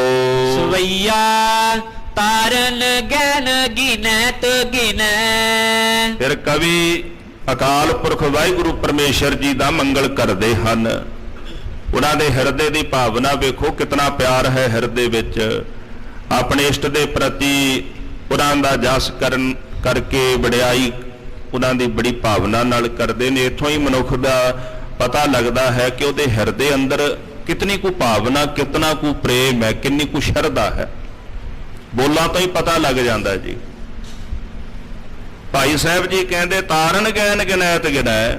ਆਕਾਸ਼ ਦੇ ਵਿੱਚ ਕਿੰਨੇ ਤਾਰੇ ਨੇ, ਉਹਨਾਂ ਤਾਰਿਆਂ ਨੂੰ ਤਾਂ ਕਹਿੰਦੇ ਸ਼ਾਇਦ ਗਿਣਿਆ ਜਾ ਸਕਦਾ ਹੈ। ਤਾਰਿਆਂ ਦੀ ਆਪਾਂ ਗਿਣਤੀ ਕਰ ਸਕਦੇ, ਆਮ ਕਰਕੇ ਕਿਹਾ ਜਾਂਦਾ ਵੀ ਤਾਰਿਆਂ ਦੀ ਗਿਣਤੀ ਕੋਈ ਨਹੀਂ ਕਰ ਸਕਦਾ। ਪਰ ਭਾਈ ਸਾਹਿਬ ਕਹਿੰਦੇ ਤਾਰੇ ਤਾਂ ਜ਼ਰੂਰ ਗਿਣੇ ਜਾ ਸਕਦੇ ਹਨ, ਸੁਖ ਸਾਗਰ ਕੇ ਗੁਣ ਕੋ ਕਬ ਪਾਰਨਾ। ਪਰ ਸੁਖਾਂ ਦੇ ਸਾਗਰ ਅਕਾਲ ਪੁਰਖ ਦੇ ਗੁਣਾਂ ਦਾ ਪਾਰਾਵਾਰ ਨਹੀਂ ਪਾਇਆ ਜਾ ਸਕਦਾ। ਪ੍ਰਭੂ ਦੇ ਗੁਣ ਨਹੀਂ ਗਿਣੇ ਜਾ ਸਕਦੇ ਕਿ ਉਹਦੇ ਗੁਣ ਕਿਤਨੇ ਕੁ ਨੇ। ਸਤਿਗੁਰ ਜੀ ਬਾਣੀ ਵਿੱਚ ਫਰਮਾਨ ਕਰਦੇ, ਤੇਰੇ ਕਵਨ ਕਵਨ ਗੁਣ ਕਹਿ ਕਹਿ ਗਾਵਾ, ਤੂੰ ਸਾਹਿਬ ਗੁਣੀ ਨਿਧਾਨਾ। ਮਹਾਰਾਜ ਜੀ ਤੁਸੀਂ ਤਾਂ ਗੁਣਾਂ ਦੇ ਖਜ਼ਾਨੇ ਹੋ, ਤੁਹਾਡੇ ਕਿਹੜੇ ਕਿਹੜੇ ਗੁਣਾਂ ਨੂੰ ਕਹਿ ਕਹਿ ਕੇ ਗਾਇਨ ਮੈਂ ਕਰਾਂ। ਤੇਰੇ ਗੁਣ ਬਹੁਤੇ ਮੈਂ ਏਕ ਨਾ ਜਾਣਿਆ, ਤੁਹਾਡੇ ਗੁਣ ਬੇਅੰਤ ਨੇ ਪਰ ਮੈਂ ਇੱਕ ਨਹੀਂ ਜਾਣਿਆ। ਮਨ ਦੇ ਵਿੱਚ ਖਿਆਲ ਪੈਦਾ ਹੋਇਆ ਕਿ ਪ੍ਰਭੂ ਦਾ ਆਪਾਂ ਤਾਂ ਇੱਕ ਗੁਣ ਵੀ ਨਹੀਂ ਜਾਣਦੇ। ਆਪਾਂ ਕਹਿ ਦਿਆਂਗੇ ਉਹ ਕਿਰਪਾਲੂ ਹੈ, ਉਹ ਕਰੀਮ ਹੈ, ਰਹੀਮ ਹੈ, ਦਇਆ ਦਾ ਸਾਗਰ ਹੈ, ਉਹ ਮੁਕੰਦ ਹੈ, ਉਹ ਗੋਵਿੰਦ ਹੈ, ਉਹ ਹਰੀਅੰਗ ਹੈ, ਉਹ ਕਰੀਅੰਗ ਹੈ, ਆਪਾਂ ਕਹਿ ਸਕਦੇ ਹਾਂ। ਪਰ ਸੱਚ ਤਾਂ ਇਹ ਹੈ ਵੀ ਇੰਨੇ ਗੁਣ ਆਪਾਂ ਰਸਨਾ ਨਾਲ ਕਹਿ ਤਾਂ ਦਿੰਦੇ ਆ ਪਰ ਜਾਣਿਆ ਇੱਕ ਵੀ ਨਹੀਂ। ਉਹ ਕਿਰਪਾ ਕਰਨ ਵਾਲਾ ਕੈਸੀ ਕਿਰਪਾ ਕਰਦਾ ਹੈ, ਅੱਜ ਤਾਈਂ ਆਪਾਂ ਇਸ ਗੱਲ ਨੂੰ ਵੀ ਡੂੰਘਾਈ ਦੇ ਵਿੱਚ ਜਾ ਕੇ ਜਾਣ ਨਹੀਂ ਸਕੇ ਕਿ ਉਹ ਕੈਸਾ ਕਿਰਪਾਲੂ ਹੈ, ਕੈਸਾ ਉਹ ਦਇਆਵਾਨ ਹੈ। ਭਾਈ ਸਾਹਿਬ ਭਾਈ ਗੁਰਦਾਸ ਸਾਹਿਬ ਜੀ ਨੇ ਤਾਂ ਕਹਿ ਦਿੱਤਾ, ਸ੍ਰੀ ਗੁਰਦਿਆਲ ਕੀ ਦਇਆ ਨਾਇਆਨ ਦੇਵ ਮੈਂ, ਜੋ ਖੰਡ ਬ੍ਰਹਮੰਡ ਉਦਇ ਅਸਤਲੋ ਧਾਈ ਹੈ। ਜੈਸੀ ਦਇਆ ਸਤਿਗੁਰਾਂ ਦੇ ਹਿਰਦੇ ਵਿੱਚ ਹੈ, ਕਹਿੰਦੇ ਜਿੱਧਰੋਂ ਸੂਰਜ ਚੜ੍ਹਦਾ ਤੇ ਜਿੱਧਰ ਜਾ ਕੇ ਡੁੱਬਦਾ, ਜਾ ਕੇ ਸਾਰੇ ਪਾਸੇ ਭਰਮਣ ਕਰਕੇ ਵੇਖ ਲਓ, ਖੰਡਾਂ ਬ੍ਰਹਮੰਡਾਂ ਦੀ ਖੋਜ ਕਰ ਲਓ। ਜੈਸੇ ਦਇਆਵਾਨ ਸਤਿਗੁਰੂ ਜੀ ਨੇ, ਐਸਾ ਕੋਈ ਵੀ ਦਇਆਵਾਨ ਤੁਹਾਨੂੰ ਜਗ ਵਿੱਚੋਂ ਨਹੀਂ ਮਿਲੇਗਾ। ਆਪਾਂ ਤਾਂ ਆ ਇੱਕ ਗੁਣ ਨਹੀਂ ਜਾਣ ਸਕੇ ਗੁਰੂ ਦਾ। ਜਿਨ੍ਹਾਂ ਨੇ ਸਾਨੂੰ ਪਾਤਸ਼ਾਹੀਆਂ ਦਿੱਤੀਆਂ, ਗੁਰੂ ਕਲਗੀਧਰ ਸੱਚੇ ਪਾਤਸ਼ਾਹ ਨੇ, ਦਿਉ ਇਨ ਗਰੀਬ ਸਿੱਖਣ ਕੋ ਪਾਤਸ਼ਾਹੀ, ਆਪਾਂ ਤਾਂ ਉਹਨਾਂ ਦਾ ਗੁਣ ਨਹੀਂ ਜਾਣਿਆ, ਅਜੇ ਤਾਈਂ ਉਹਨੂੰ ਪਛਾਣਿਆ ਨਹੀਂ, ਅਜੇ ਤਾਈਂ ਉਹਨੂੰ ਨਹੀਂ ਸਮਝ ਸਕੇ। ਤਾਂ ਜਿਹੜਾ ਗੁਣਾਂ ਦਾ ਸਾਗਰ ਹੈ, ਇੰਨੇ ਗੁਣ ਉਸ ਮਾਲਕ ਦੇ ਸਮਝਣੇ ਤਾਂ ਬੜੀ ਦੂਰ ਦੀ ਗੱਲ ਹੈ। ਉਹ ਮੁਕੰਦ ਮੁਕਤੀ ਦਾਤਾ ਹੈ, ਅਜੇ ਤਾਈਂ ਤਾਂ ਇਹ ਗੁਣ ਨਹੀਂ ਆਪਾਂ ਉਹਦਾ ਮਾਲਕ ਦਾ ਜਾਣ ਸਕੇ। ਬਹੁਤੇ ਗੁਣਾਂ ਨੂੰ ਜਾਣਨਾ ਤਾਂ ਬੜੀ ਦੂਰ ਦੀ ਗੱਲ ਹੈ ਖਾਲਸਾ ਜੀ। ਜਿਨ੍ਹਾਂ ਨੇ ਇੱਕ ਗੁਣ ਵੀ ਮਾਲਕ ਦਾ ਜਾਣ ਲਿਆ ਕਿ ਉਹ ਕਿਰਪਾਲੂ ਹੈ, ਦਇਆ ਦਾ ਸਾਗਰ ਹੈ, ਉਹਨਾਂ ਦਾ ਉਧਾਰ ਹੋ ਗਿਆ। ਪ੍ਰੇਮਾ ਕੋੜੀ ਆਇਆ, ਗੁਰੂ ਅਮਰਦਾਸ ਸਾਹਿਬ ਜੀ ਦੇ ਚਰਨ ਫੜ ਲਏ, ਮੇਰਾ ਗਿਆ ਕਛੋਟਾ ਲੱਦਾ। ਪਤਾ ਸੀ ਉਹ ਦਇਆ ਦੇ ਸਾਗਰ ਨੇ, ਬੜੇ ਪਿਆਰ ਵਾਲੇ ਹਨ। ਤਾਂ ਗੁਰਮੁਖੋ ਸਤਿਗੁਰਾਂ ਨੇ ਉਹਦਾ ਉਧਾਰ ਕਰ ਦਿੱਤਾ। ਕੇਵਲ ਉਹਦਾ ਸਰੀਰ ਰੋਗ ਨਹੀਂ ਕੀਤਾ, ਅੰਦਰ ਦੇ ਪਰਦੇ ਖੋਲ ਕੇ ਉਹਨੂੰ ਵੀ ਭਾਵ ਸਾਗਰ ਤੋਂ ਸਾਹਿਬ ਜੀ ਨੇ ਤਾਰ ਦਿੱਤਾ ਹੈ। ਜਿਨ੍ਹਾਂ ਨੇ ਗੁਰੂ ਦਾ ਇੱਕ ਗੁਣ ਵੀ ਜਾਣ ਲਿਆ, ਉਹਨੂੰ ਪਛਾਣ ਲਿਆ, ਉਹਦੀ ਅਰਾਧਨਾ ਕਰ ਲਈ, ਉਹ ਵੀ ਭਾਵ ਸਾਗਰ ਤੋਂ ਤਰ ਗਏ। ਕਵੀ ਜੀ ਕਹਿੰਦੇ, ਹੇ ਅਕਾਲ ਪੁਰਖ ਤੂੰ ਸੁੱਖਾਂ ਦਾ ਸਾਗਰ ਹੈ, ਤੇਰੇ ਗੁਣਾਂ ਦਾ ਕਦੇ ਵੀ ਪਾਰਾਵਾਰ ਨਹੀਂ ਪਾਇਆ ਜਾ ਸਕਦਾ। ਪਾਰਨ ਜੀਵਨ ਕੋ ਕਰਤਾ, ਤੁਸੀਂ ਜਗ ਦੇ ਜੀਵਾਂ ਦੀ ਪ੍ਰਤਪਾਲਣਾ ਕਰਦੇ ਹੋ, ਐਸੇ ਦਇਆਵਾਨ ਹੋ ਮਹਾਰਾਜ। ਜਿਹੜਾ ਔਗਣ ਵੀ ਕਮਾਉਂਦਾ ਹੈ ਉਹਨੂੰ ਵੀ ਪਾਲਦੇ ਹੋ। ਦਾਸ ਕਈ ਵਾਰੀ ਉਦਾਹਰਣ ਦਿੰਦਾ ਹੈ ਕਿ ਜਦੋਂ ਅਸੀਂ ਕਿਸੇ ਮਨੁੱਖ ਦੇ ਨਾਲ ਆਪਣਾ ਪ੍ਰੇਮ ਰੱਖਦੇ ਹਾਂ ਤੇ ਜਦੋਂ ਸਾਨੂੰ ਉਹ ਮਨੁੱਖ ਕਿਤੇ ਨਾ ਕਿਤੇ ਗਲਤੀ ਕਰਦਾ ਦਿਖਾਈ ਦੇ ਜਾਏ ਤੇ ਅਸੀਂ ਮੁੜ ਕੇ ਉਹਨੂੰ ਮੂੰਹ ਨਹੀਂ ਲਾਉਂਦੇ। ਆਪਾਂ ਕਹਿ ਦਿੰਦੇ ਆ ਵੀ ਇਹ ਤਾਂ ਮਾੜਾ ਹੈ, ਇਹ ਗਲਤ ਹੈ, ਇਹਦੀ ਸੰਗਤ ਵਿੱਚ ਨਹੀਂ ਆਪਾਂ ਬਹਿਣਾ। ਆਪਾਂ ਉਹਦਾ ਤਿਆਗ ਕਰਦੇ ਆ, ਤਿਰਸਕਾਰ ਕਰਦੇ ਆ। ਜਿਹਨੂੰ ਬੰਦਾ ਦਾਨ ਦਿੰਦਾ ਹੋਵੇ, ਜੇਕਰ ਪਤਾ ਲੱਗ ਜਾਏ ਵੀ ਇਹ ਬੰਦਾ ਮਾੜੇ ਕੰਮ ਕਰਦਾ ਹੈ, ਉਹਨੂੰ ਦਾਨ ਦੇਣਾ ਆਪਾਂ ਬੰਦ ਕਰ ਦਿੰਦੇ ਆ। ਜਿਹਨੂੰ ਭੋਜਨ ਦਿੰਦੇ ਹੋਈਏ ਪਤਾ ਲੱਗੇ ਵੀ ਇਹ ਬੁਰੇ ਕਰਮ ਕਰਦਾ, ਆਪਾਂ ਨੂੰ ਭੋਜਨ ਦੇਣਾ ਬੰਦ ਕਰ ਦਿੰਦੇ ਆ। ਪਰ ਵੇਖੋ ਉਹ ਦਇਆ ਰਿੱਧ ਸੁਆਮੀ ਅਕਾਲ ਪੁਰਖ ਕੈਸਾ ਹੈ, ਉਹ ਸਮਸਤ ਜੀਵਾਂ ਦੇ ਕਰਮ ਵੇਖਦਾ ਪਰ ਫਿਰ ਵੀ ਰੋਜੀ ਰੋਟੀ ਦਿੰਦਾ ਹੋਇਆ ਹਾਰਦਾ ਨਹੀਂ। ਗੁਰੂ ਕਲਗੀਧਰ ਸੱਚੇ ਪਾਤਸ਼ਾਹ ਜੀ ਕਹਿੰਦੇ, ਦੀਨ ਦਿਆਲ ਦਇਆ ਨਿਧ ਦੋਖਨ ਦੇਖਤ ਹੈ ਪਰ ਦੇਤ ਨਾ ਹਾਰੈ। ਉਹ ਦੀਨਾਂ ਤੇ ਦਇਆ ਕਰਨ ਵਾਲਾ, ਦਇਆ ਦਾ ਖਜ਼ਾਨਾ ਅਕਾਲ ਪੁਰਖ ਸਾਰਿਆਂ ਦੇ ਦੁੱਖ ਵੇਖਦਾ ਹੈ ਪਰ ਰੋਜੀ ਰੋਟੀ ਦਿੰਦਾ ਹੋਇਆ ਉਹ ਪਿੱਛੇ ਨਹੀਂ ਹਟਦਾ। ਸਭ ਦੀ ਉਹ ਪ੍ਰਤਪਾਲਣਾ ਕਰੀ ਜਾ ਰਿਹਾ ਹੈ। ਉਖਤ ਹੈ ਜਲ ਮੈਂ ਥਲ ਮੈਂ ਪਲ ਮੈਂ ਕਲ ਕੇ ਨਹੀਂ ਕਰਮ ਵਿਚਾਰੈ। ਪਾਣੀ ਵਿੱਚ ਕੀ, ਧਰਤੀ ਤੇ ਰਹਿਣ ਵਾਲੇ ਜਿਹੜੇ ਆਕਾਸ਼ਚਾਰੀ ਨੇ, ਹਰ ਕਿਸੇ ਦੀ ਉਹ ਪ੍ਰਤਪਾਲਣਾ ਅਕਾਲ ਪੁਰਖ ਵਾਹਿਗੁਰੂ ਕਰ ਰਿਹਾ ਹੈ। ਪਾਰਨ ਜੀਵਨ ਕੋ ਕਰਤਾ, ਉਹ ਸਮਸਤ ਜੀਵਾਂ ਦੀ ਪ੍ਰਤਪਾਲਨਾ ਕਰਦਾ ਹੈ। ਜਿਸ ਕੋ ਜਸ ਬੇਦ ਬਦੈ ਸਮਚਾਰਨ। ਇਸੇ ਤਰ੍ਹਾਂ ਜਿਹੜੇ ਚਾਰ ਵੇਦ ਨੇ ਉਸ ਅਕਾਲ ਪੁਰਖ ਵਾਹਿਗੁਰੂ ਪਰਮੇਸ਼ਰ ਜੀ ਦਾ ਜਸ ਤਾਂ ਕਰਦੇ ਨੇ, ਪਰ ਉਹਨਾਂ ਚਾਰ ਵੇਦਾਂ ਕੋਲੋਂ ਵੀ ਪਰਮੇਸ਼ਰ ਬਾਰੇ ਜਾਣਿਆ ਨਹੀਂ ਗਿਆ। ਉਹ ਵੀ ਅੰਤ ਨੂੰ ਉਹਨੂੰ ਨੇਤ ਨੇਤ ਨੇਤ ਕਹਿ ਪੁਕਾਰਦੇ ਹਨ। ਚਾਰਨ ਭੇਦ ਲਖਿਓ ਨਾ ਗਇਓ। ਚਾਰਾਂ ਦੇ ਪਾਸੋਂ ਅਕਾਲ ਪੁਰਖ ਵਾਹਿਗੁਰੂ ਪਰਮੇਸ਼ਰ ਦਾ ਭੇਦ ਨਾ ਜਾਣਿਆ ਗਿਆ। ਕਿਸ ਕੋ ਨਾ ਵਿਸ਼ੈ ਸਰੂਪ ਅਕਾਰਨ। ਕਿਉਂਕਿ ਉਹ ਐਸਾ ਅਕਾਰਨ ਰੂਪ ਹੈ, ਉਹ ਕਿਸੇ ਇੰਦਰੇ ਦਾ ਵਿਸ਼ਾ ਨਹੀਂ। ਨਾ ਉਹ ਨੇਤਰਾਂ ਦਾ ਵਿਸ਼ਾ ਹੈ, ਨਾ ਉਹ ਰਸਨਾ ਦਾ ਵਿਸ਼ਾ ਹੈ, ਨਾ ਉਹ ਕੰਨਾਂ ਦਾ ਵਿਸ਼ਾ ਹੈ। ਮਨ ਤੇ ਬੁੱਧ ਤੋਂ ਵੀ ਉਹ ਪਰੇ ਤੋਂ ਪਰੇ ਹੈ। ਗੁਰੂ ਕਲਗੀਧਰ ਸੱਚੇ ਪਾਤਸ਼ਾਹ ਕਹਿੰਦੇ ਹਨ ਕਿ ਉਹਦੇ ਤਾਈ ਤੱਕ ਕਿਸੇ ਦੀ ਪਹੁੰਚ ਨਹੀਂ, ਅਸੰਭ ਹੈ। ਕੌਣ ਪਹੁੰਚੇ ਉਹਦੇ ਤਾਈ? ਅਗੰਭ ਹੈ। ਕੋਈ ਪਹੁੰਚ ਸਕਦਾ ਉਹਦੇ ਤਾਈ? ਕਿਸੇ ਦੀ ਵੀ ਪਹੁੰਚ ਨਹੀਂ ਉਹਦੇ ਤਾਈ। ਇੱਕ ਬੜਾ ਸੁੰਦਰ ਬਚਨ ਗੁਰੂ ਨਾਨਕ ਸਾਹਿਬ ਸੱਚੇ ਪਾਤਸ਼ਾਹ ਦਾ ਹੁੰਦਾ, ਆਏ ਨਾ ਸਕਾ ਤੁਝ ਕੰਨ ਪਿਆਰੇ ਭੇਜ ਨਾ ਸਕਾ ਕੋਏ।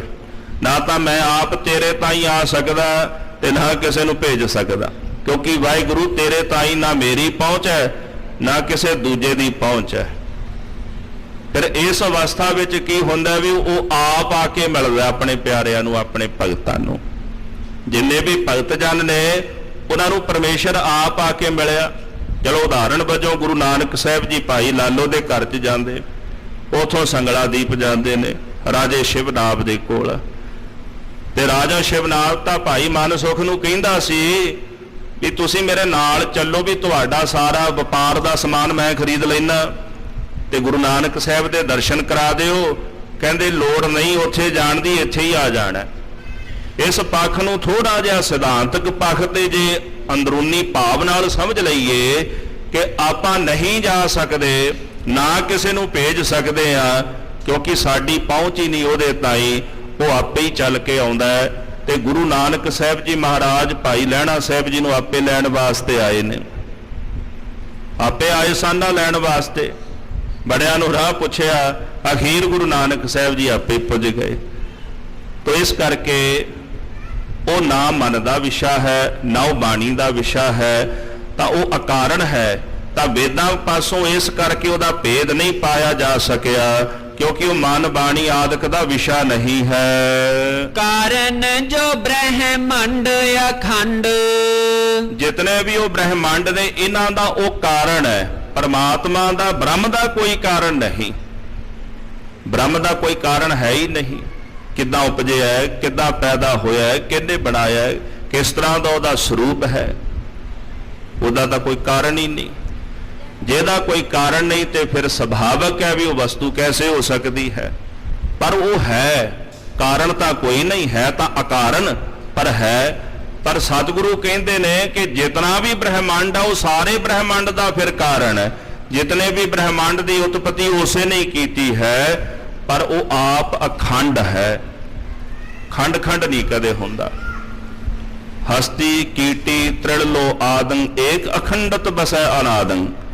ਹਾਥੀ ਤੋਂ ਲੈ ਕੇ ਕੀੜੀ ਤਾਈ ਉਹ ਸਾਰਿਆਂ ਵਿੱਚ ਅਖੰਡ ਵਾਹਿਗੁਰੂ ਇੱਕ ਰਸ ਵਰਤ ਰਿਹਾ, ਇੱਕ ਰਸ। ਹੁਣ ਜਿਹੜੀ ਜੀਵ ਆਤਮਾ ਸਾਡੇ ਅੰਦਰ ਹੈ, ਤਾਂ ਸੁਭਾਵਿਕ ਹੈ ਵੀ ਜਿਹੜੇ ਦੂਜੇ ਜੀਵ ਨੇ, ਕੀ ਆਪਾਂ ਉਹਨਾਂ ਦੇ ਵਿੱਚ ਕਲਪਦੇ ਹਾਂ ਵੀ ਜੀਵ ਆਤਮਾ ਉਹਨਾਂ ਵਿੱਚ ਵੀ ਸਾਡੇ ਵਰਗੀ ਹੋਵੇਗੀ? ਮੱਛਰ ਦਾ ਕਿੰਨਾ ਕੁ ਆਕਾਰ ਹੈ, ਅਨੁਭਵ ਕਰੀਏ। ਅਸੀਂ ਕਲਪਾਂਗੇ ਵੀ ਮੱਛਰ ਦੇ ਅੰਦਰ ਜੀਵ ਆਤਮਾ ਸਾਡੇ ਜਿਹੀ ਹੋਵੇਗੀ? ਆਪਾਂ ਨਹੀਂ ਕਲਪ ਸਕਦੇ। ਆਪਾਂ ਸੋਚਾਂਗੇ ਇਹ ਤਾਂ ਛੋਟਾ ਜਿਹਾ ਜੀਵ ਮੱਛਰ ਹੈ, ਛੋਟਾ ਜਿਹਾ ਪ੍ਰਾਣੀ ਹੈ, ਕੋਈ ਜਾਨਵਰ ਹੈ, ਦਰਖਤ ਨੇ। ਪਰ ਸੱਚ ਤਾਂ ਇਹ ਹੈ ਵੀ ਉਹਦੀ ਚੇਤਨ ਸੱਤਾ ਸਾਰਿਆਂ ਵਿੱਚ ਸਮਰੂਪ ਹੈ। ਜੈਸੀ ਮਨੁੱਖ ਦੇ ਵਿੱਚ ਹੈ, ਤੈਸੀ ਬਨਸਪਤੀ ਵਿੱਚ ਹੈ, ਤੈਸੀ ਜਾਨਵਰਾਂ ਵਿੱਚ ਹੈ, ਤੈਸੀ ਉੱਡਣ ਵਾਲੇ ਪੰਛੀਆਂ ਆਦਿਕ ਦੇ ਵਿੱਚ ਹੈ। ਕੀੜੇ ਮਕੌੜੇ ਤ੍ਰਿਗਤ ਜੂਨਾ ਸਾਰਿਆਂ ਵਿੱਚ ਉਹ ਅਖੰਡ ਰੂਪ ਹੋ ਕਰਕੇ ਵਸ ਰਹੇ ਹੈ। ਹਸਤੀ ਕੀਟੀ ਤ੍ਰਿਣ ਲਓ ਆਦਿ। ਹਾਥੀ ਤੋਂ ਲੈ ਕੇ ਕੀੜੀ, ਕੀੜੀ ਤੋਂ ਲੈ ਕੇ ਤ੍ਰਿਣ ਤੀਲਿਆਂ ਤਾਈ ਏਕ ਅਖੰਡਤ ਬਸੈ ਅਨਾਦੰ। ਇਹਨਾਂ ਸਾਰਿਆਂ ਵਿੱਚ ਇੱਕ ਅਖੰਡ ਅਕਾਲ ਪੁਰਖ ਵਾਹਿਗੁਰੂ ਇੱਕ ਰਸ ਵਿਆਪਕ ਹੈ।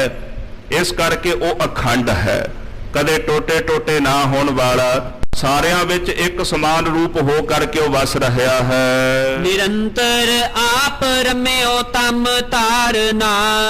ਇਸੇ ਪ੍ਰਕਾਰ ਕਹਿੰਦੇ ਉਹ ਨਿਰੰਤਰ ਇੱਕ ਰਸ ਆਪ ਸਾਰਿਆਂ ਦੇ ਵਿੱਚ ਰਮਿਆ ਹੋਇਆ ਹੈ, ਨਾ ਘਟ ਹੈ ਨਾ ਕਿਤੇ ਵੱਧ ਹੈ। ਉਹਦੀ ਜੋਤ ਸਭਨਾ ਵਿੱਚ ਇੱਕ ਸਮਾਨ ਹੈ। ਸਤਿਗੁਰੂ ਜੀ ਕਹਿੰਦੇ ਨਾ ਜਿਮੀ ਜਮਾਨ ਕੇ ਵਿਖੈ ਸਮਸਤ ਇੱਕ ਜੋਤ ਹੈ, ਨਾ ਘਾਟ ਹੈ ਨਾ ਬਾੜ ਹੈ, ਨਾ ਘਾਟ ਬਾੜ ਹੋਤ ਹੈ। ਉਹਦੀ ਜਿਹੜੀ ਚੇਤਨ ਸੱਤਾ, ਉਹਦੀ ਜੋਤ ਸਾਰਿਆਂ ਵਿੱਚ ਧਰਤੀ ਆਕਾਸ਼ ਦੇ ਵਿੱਚ ਇੱਕ ਸਮਾਨ ਹੋ ਕਰਕੇ ਵਸੀ ਹੈ, ਨਾ ਘਟਦੀ ਹੈ ਤੇ ਨਾ ਵੱਧਦੀ ਹੈ। ਤਾਰੇ ਅਨੇਕ ਵਿਵੇਕ ਜਹਾਜ਼ ਦੇ। ਕਵੀ ਭਾਈ ਸੰਤੋਖ ਸਿੰਘ ਜੀ ਅਕਾਲ ਪੁਰਖ ਦੇ ਮੰਗਲ ਤੋਂ ਬਾਅਦ ਜਗਤ ਗੁਰਦੇਵ ਗੁਰੂ ਨਾਨਕ ਸਾਹਿਬ ਸੱਚੇ ਪਾਤਸ਼ਾਹ ਦਾ ਮੰਗਲ ਕਰਦੇ ਨੇ, ਜਿਨ੍ਹਾਂ ਦੀ ਬਾਬਤ ਗੁਰੂ ਕਲਗੀਧਰ ਸੱਚੇ ਪਾਤਸ਼ਾਹ ਸਰਬਲੋਹ ਪ੍ਰਕਾਸ਼ ਵਿੱਚ ਲਿਖਦੇ, ਸ੍ਰੀ ਗੁਰੂ ਨਾਨਕ ਆਪ ਪਰਮੇਸ਼ਵਰ ਅਵਤਾਰ ਦੀ ਉਹ ਸ਼ੁਭ ਬੰਸ ਪ੍ਰਦਾਨਾ। ਗੁਰੂ ਨਾਨਕ ਸਾਹਿਬ ਜੀ ਮਹਾਰਾਜ ਕੌਣ ਨੇ? ਗੁਰੂ ਕਲਗੀਧਰ ਜੀ ਕਹਿੰਦੇ ਆਪ ਪਰਮੇਸ਼ਰ ਹਨ। ਇਸ ਮਾਤ ਲੋਕ ਦੀ ਧਰਤੀ ਉੱਪਰ ਜੀਵਾਂ ਦਾ ਉਧਾਰ ਕਰਨ ਵਾਸਤੇ ਆਏ। जैसे भाई गुरदास साहब जी भी लिखते ने, रोम रोम कोट ब्रह्मांड को निवास जास मान से अवतार तार दर्श दिखाए हैं।